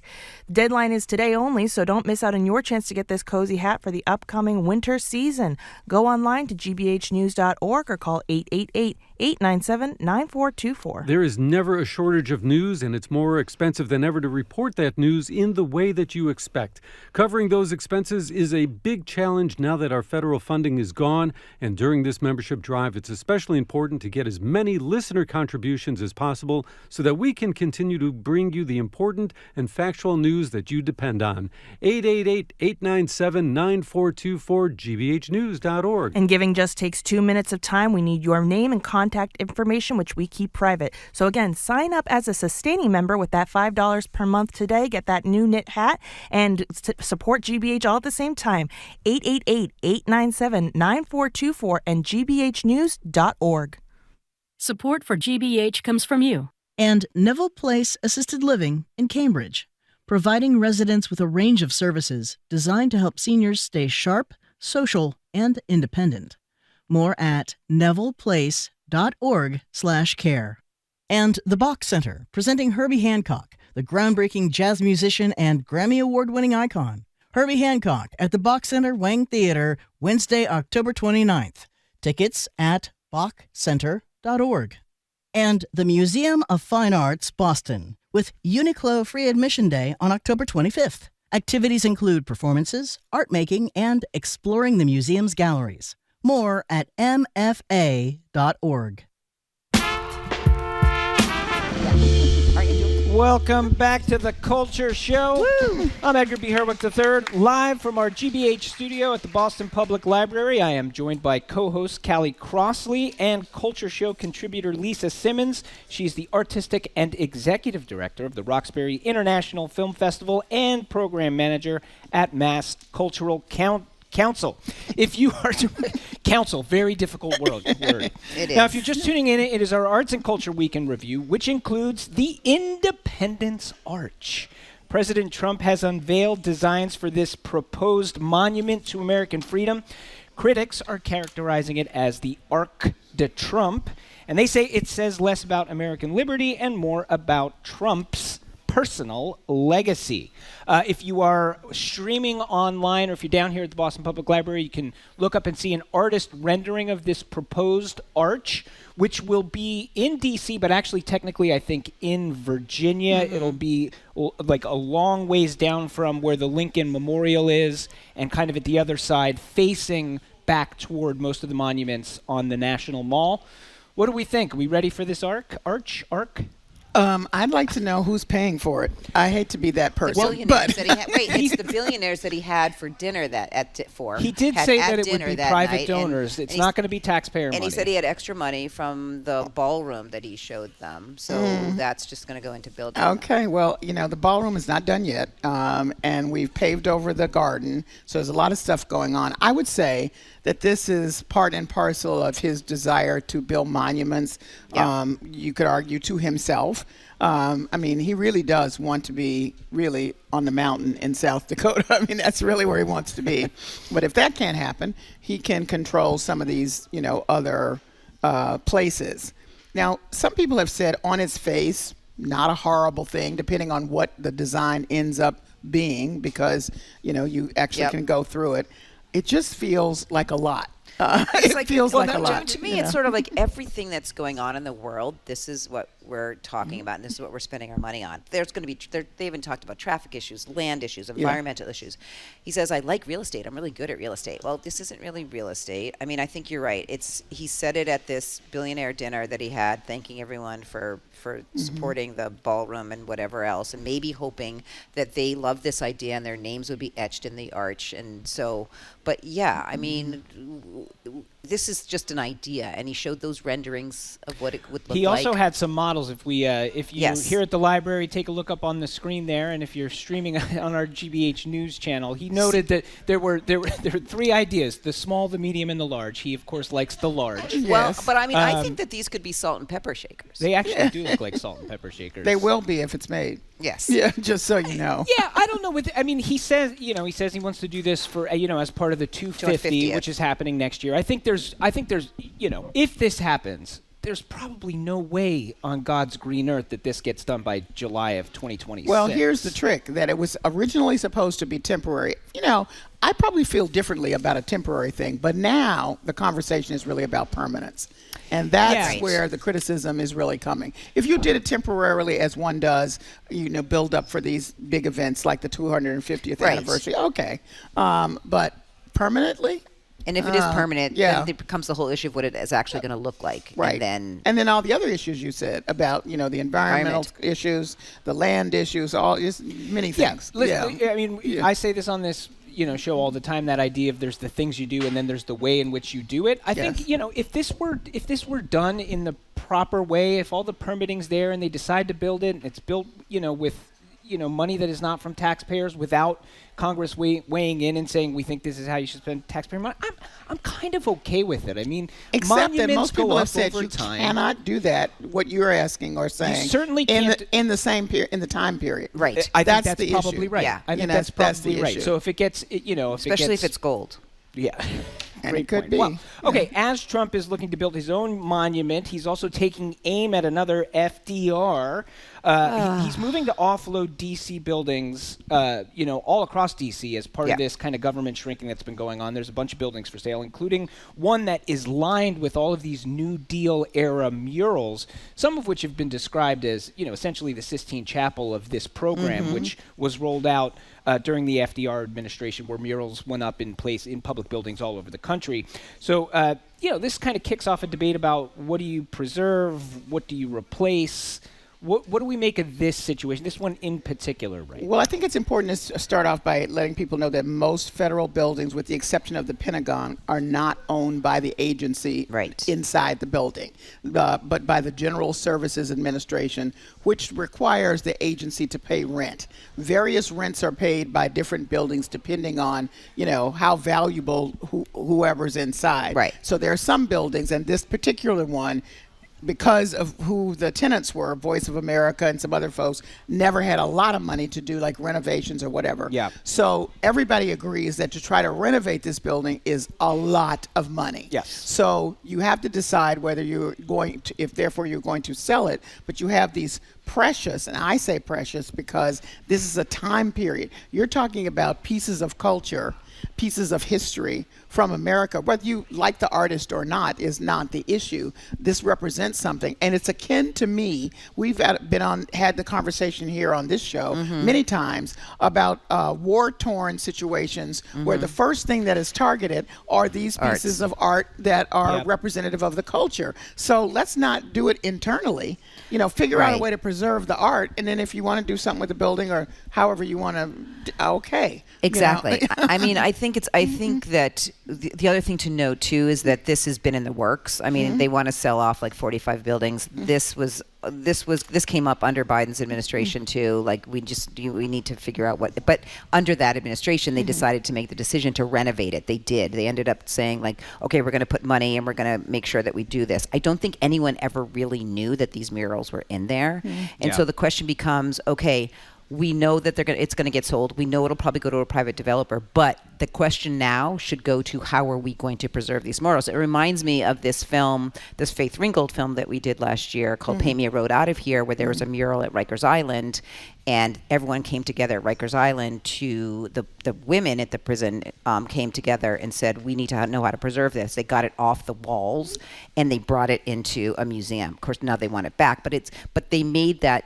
They understood the importance of doing that. So I think for now, if we know that this is going to be sold, okay. I mean, there's no one that can stop this at this point because he's fired everyone in GSA. Like Doge already did that. So how do we then preserve these? Because you're right, they are New Deal, 1942, like all of these beautiful and amazing artists. Yeah, I mean, this is certainly not the only time this has come up. Come up, right? Right. So it does become a question, I think, right now, and it's a reminder that this is one of the many downstream effects of what was grabbing headlines months ago, right? That's like right. the idea of what Doge did, like you said, hollowing out Voice of America, and then this is the end result. And you got to remember, I think hollowing out the GSA. Yes, so it's a reminder to me yes. about keeping your head in the game and your eyes on what's happening many months after the headlines have been out there and saying like, okay, so what do we do now? And so that for me is the big takeaway from this story. I mean, and they were saying too, it was really interesting that sad story was the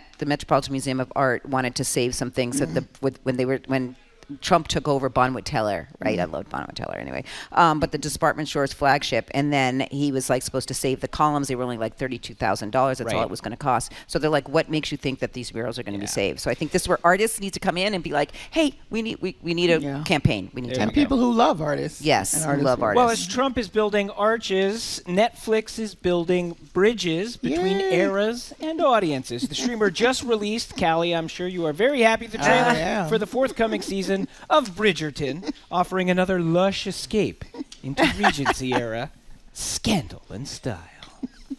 With each passing season, one is known to experience plenty of ups and downs. So then we must ask ourselves, do we rise to the occasion?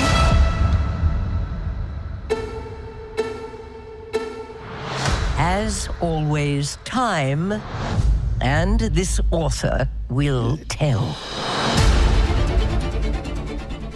Take it away, Callie. Well, I mean, it's got all the stuff. First of all, it's got Chris Bowers, the composer's touch on the music, which is lovely. And the fourth season is Benedict's story. We've been waiting for Benedict's story. So for folks who are not watching Bridgerton, explain Julia how Quinn, each of these seasons work. Right. Julia Quinn wrote a series of novels and Regency romances, as you said, and it pretty much involves one family.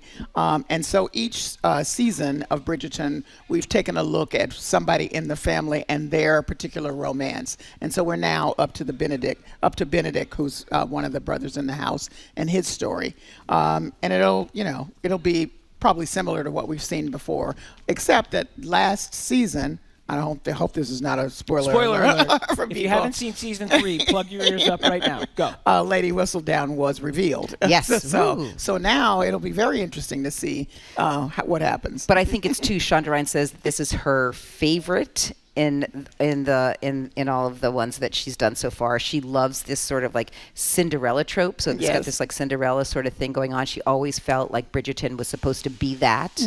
Was supposed to be this sort of like fantasy love, like just beautiful. And I think that, one of the things about Bridgerton, which I think is so amazing, is that she has really sort of like shaped cultural discourse around different types of people being in different roles that normally wouldn't be there, sort of like pushing the envelope on that and really elevating women and women's voices. And I think that that's really part of who she is. She does it in Grey's Anatomy. She does it almost in everything she does, is like sort of like and making sure that there's inclusivity and diversity in everything that she does. And I think that just brings a level to Bridgerton and everything she does. But I can't wait for it to come out. I've been watching every single one of them. I was going to say it's working with audiences, right? Yes. All three seasons that have come out so far are in Netflix top 10 ever English language and it's series. global. So. It's a global hit. Yeah, that's what I'm saying. But it comes back to the D'Angelo, right? Where it's this romance. It's this people like. I mean, Callie, and we say need it all the time. I'm sorry, People we love need it right now. I know. And the other thing is she edited. She was very much a part of editing this season, so she's very excited about anything it. that has her hand on it, it's going to be fabulous. I only have one complaint, as you know, with Netflix. Here we go. Drop the whole season, damn it! I can't stand these two drops. It's all it's about one in January. The four episodes in January, and the last four in February. It's all about I commerce. can't stand that. One of the things I'm excited about is that I believe Penelope and Eloise get back together. Ooh. All right, staying in the Netflix universe, Stephen Graham is turning his Netflix hit Adolescence into something more than a show.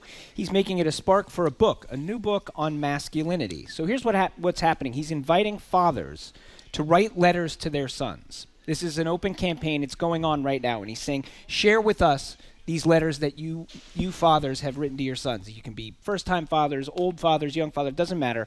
And they're going to compile this, including a letter that he's written to his son and some people that they've selected to do this, into a book, which they're going to make available. So this is, we've talked about adolescence on this show. This is a Netflix show, also in their top 10 English language shows of all time, that I think when it came out, sort of rocked the world a little bit and really opened some eyes. And so now he who was one of the writers, in addition to starring in that show, is really kind of pushing this to the next level. Which I think is amazing. It started so many worldwide conversations. I'll note that just 3 days ago, YouGov released the results of a new study of young men, Gen Z types, comparing traits of toxic masculinity with their elders.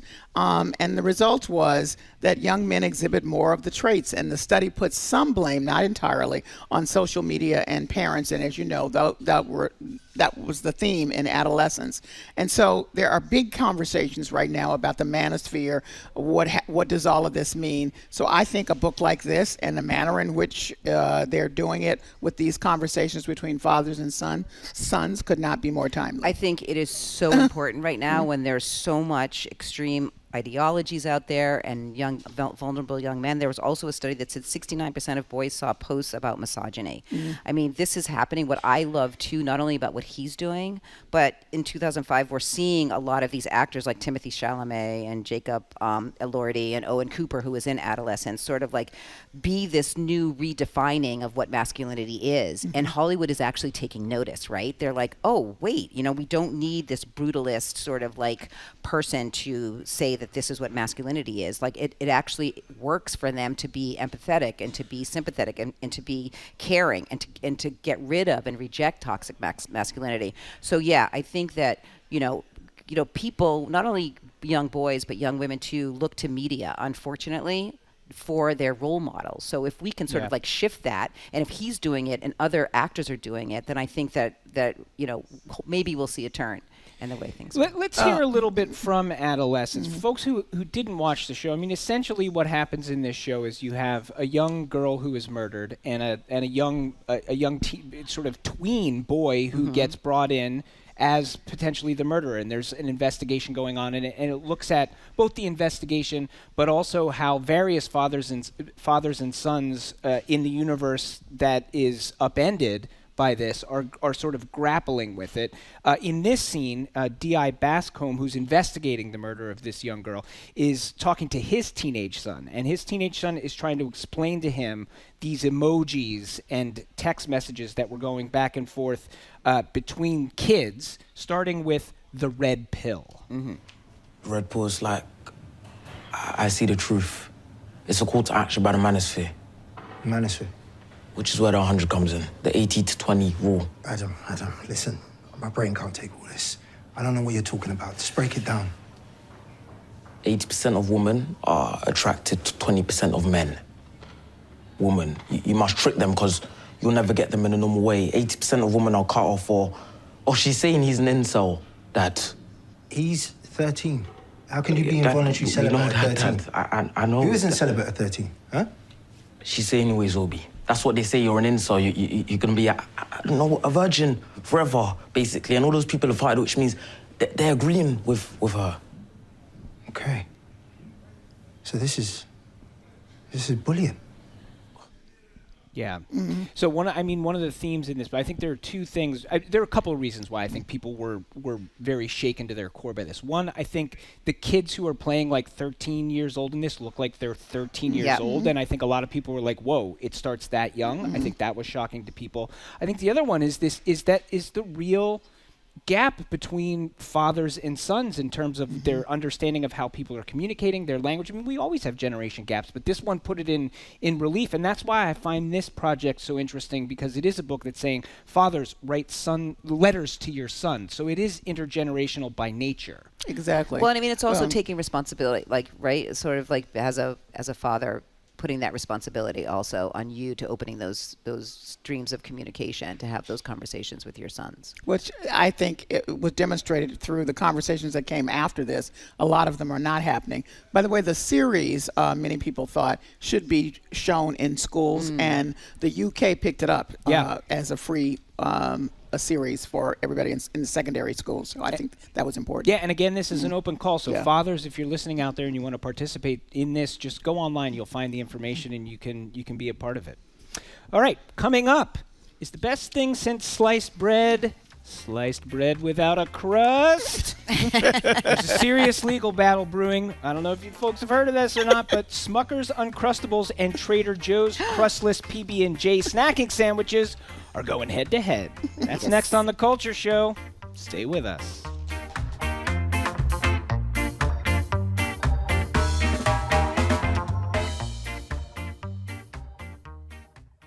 This is The Culture Show on GBH, and we're in the midst of our fall membership drive. All of this, the interviews, insightful discussions, the witty banter, it's all fueled by your contributions. So while you're thinking about it, please just take a few minutes to give right now and help keep the conversation going. Make that call to 888-897-9424 or give online at gbhnews.org. This is the GBH Fall Membership Drive, and now is a perfect time to give to GBH because it's $5 Friday. Become a sustaining member, just $5 a month, and you'll get stories that matter to you, and know that you're part of what makes GBH a great radio station. You can start your sustaining membership now, easily online at gbhnews.org or by calling us at 888-897-9424. I'm Mark Cohen. She's Kiki Loa. The Culture Show fans, this is the moment to step forward and let us know that The Culture Show is one of your favorite programs on GBH. Now that our federal funding is gone, we need everyone who loves The Culture Show to fund The Culture Show. It's just that simple. Be one of the people to power GBH. Become a sustaining member right now for as little as $5 per month. Go online to gbhnews.org or call 888-897-9424. Our goal this hour is 15 contributions we're down to with about 18 minutes left to go. Thanks to everyone who's joined us today. We love hearing from you. We especially love it when you leave us a message. We'll give you a shout out and maybe read your comments. What's your reason for listening? That should be your reason for giving right now. And again, we're looking for 15 contributions. Just about 18 minutes to go. Help us reach that goal with your support on this $5 Friday at 888-897-9424. gbhnews.org. And today, only when you support GBH with an ongoing monthly gift of just $5, we will say thank you with the GBH knit hat. It's perfect to show your pride in supporting GBH during this upcoming winter. So don't miss out on your chance to get it. It's just for $5 per month with your donation. gbhnews.org or by calling 888-897-9424. We do want to encourage you to join us as a monthly sustaining member. It is the best way to support GBH right now. Really quick, really easy to set up. You just pick an amount for a recurring charge from your bank account or your credit card. A lot of folks are starting out at $10 a month, but hey, it's $5 Friday. We'll get you in the door at just $5 a month. You know, with the loss of our federal funding, that consistent source of revenue means that we can keep you informed without having to live pledge drive to pledge drive. So please take a few minutes and sign up right now.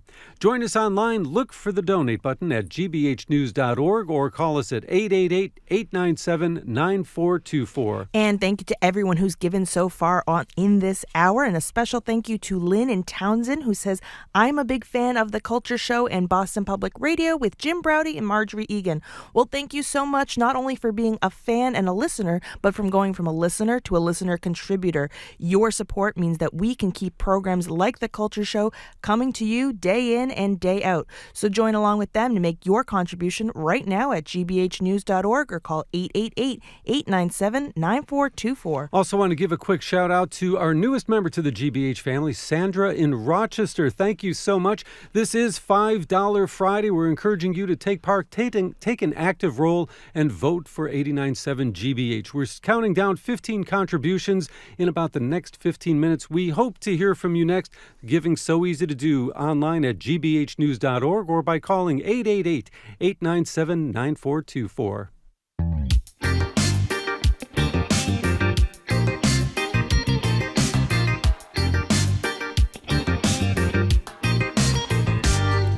I'm Edgar B. Herwick III. If you're just tuning in, it's our Arts and Culture Week in Review. I'm joined by co-hosts Callie Crossley and Culture Show contributor Lisa Simmons. We're going over the latest headlines, which includes Apple TV Plus minus the Plus, I guess. The streaming service is doing some subtracting, rebranding itself just as Apple TV, which also happens to be the name of the actual hardware that you can run Apple TV Plus on. We're doing the math to figure out if this is a value add for the brand. Do we care? I think it's stupid and confusing, but that's just my opinion. Okay. I think I always said Apple TV. I think I mean Apple Watch, Apple TV, Apple Computer. I don't. You never said Plus. I always said Apple TV. No, I never Plus. said Apple TV Plus. Okay. I always All said right. Apple TV. But I mean, they're doing this? It's interesting because they're doing it right ahead of the F1 launch that Yes. they're doing, And- and they just raised their subscription rate 30%. So maybe they need something that's like seems kind of. So it costs more to subtract the Plus? Yes, it does. It costs more to get rid of something. You Well, didn't know it this? definitely costs more to get the consultants who tell you after much deliberation that you should subtract the Plus. To rebrand in any form or fashion definitely costs money. I mean, I think one of the points it seems like the folks at Apple were making is that they internally just called it Apple TV, so why don't we just start calling it Apple TV? Oh, good. I don't know. They just feel like because they have all these great new shows on it that people are getting confused that if you didn't have Plus, you wouldn't get those things. I don't know. I think maybe they were mad because HBO decided to go back to, and they just wanted to be in the mix. But my thing is, I thought the first rule of advertising is once you spend a lot of energy really pushing a brand, you don't kind of mess with it. So here they are messing with it. I agree with you. I think that was, but I also think, we were here unless you've been living under a rock, you know what happened with Cracker Barrel when they tried to rebrand. It does sort of feel like maybe the rules of branding and how long you stick with it and when and how you change it are changing. I don't know. I don't know, or just because it does seem like everyone's rebranding. Yes. Maybe everyone's just shortening everything because we have a shorter attention span. Well, so maybe speaking of rebranding, Lay's potato chips. The best. I'm sorry. They are. Everybody Worldwide says. phenomenon. The top-selling chip around the world. Lay's potato chips, they've got a makeover. This time, it's more than just skin deep. The chip giant is serving up a new design from the ground up, emphasizing that Lay's are made from real potatoes. This is the new Lay's, which doesn't look that different than the old Lay's. Well, but they're emphasizing the We've got a potato picture up here. part on each bag, you see. In the past, you'd see the chip, but you wouldn't necessarily see the potato. Well, and it didn't say, like it said, you can't quite see. If you're Yes. looking on the screen here at the library, if you're streaming us, you can see the new Lay's there, and it does say made with real potatoes under the word classic there. So I was thinking to myself, who doesn't know it's not made from real potatoes? Then I thought about it again and said, there's lots of vegetable chips out there now. Pringles. That was a big court thing, right? Because Pringles are not, they were not allowed to call themselves potato chips. I think everyone because who they're ate not one made would from know potatoes. they're not. Yes, no, but I'm just saying, wait. That's a reason. Lay's apparently surveyed their audience. Exactly. And they found that 42% of Lay's customers did not know. know. So 42% did not know they were made from real So potatoes. I'm responding to that saying the reason I think is because there's a lot of different vegetable chips out there. Also, there was a time when Starbucks pumpkin spice drink had no pumpkin in it. I know. So there you go. So people are questioning. So and now they feel like they really need to call that. I mean, I think they're also focusing on this new modern health consciousness, right? You've got a whole generation that is very conscious of this. So yes, they are just made with potatoes and salt. Well, they're also, this isn't just a rebrand. I actually find that I think the more pertinent stuff here, they're removing all artificial flavors and colors. Yes. Yeah. And they're changing the oils that they're using. So the they're recipe using itself natural is going to coloring change. like They're going to be using paprika. avocado oil and olive oil. Yeah. So responding to the marketplace. So you know what? It's okay to eat a bag of chips. I know. Yeah, well, they have 100 You know why? calories. Because they're delicious. Now, I think the important thing is that Lay's themselves said, Lay's new visual identity, they've created a flexible design that celebrates the brand's famous flavors in countries around the world. I think we can all get behind Okay, I think I'm we behind can, that. we can get behind that. I would for eat sure. them anyway if they didn't rebrand. Okay, perhaps the biggest story of this week, if in one way of looking at it, is the case of alleged identity theft. Smucker's is suing Trader Joe's. Okay, so the claim here is that their new crustless peanut butter and jelly sandwich is a knockoff of the legendary Smucker's Uncrustables, right down to the crimped edges and packaging. And they have decided They are going to take this to the American legal system and duke it out.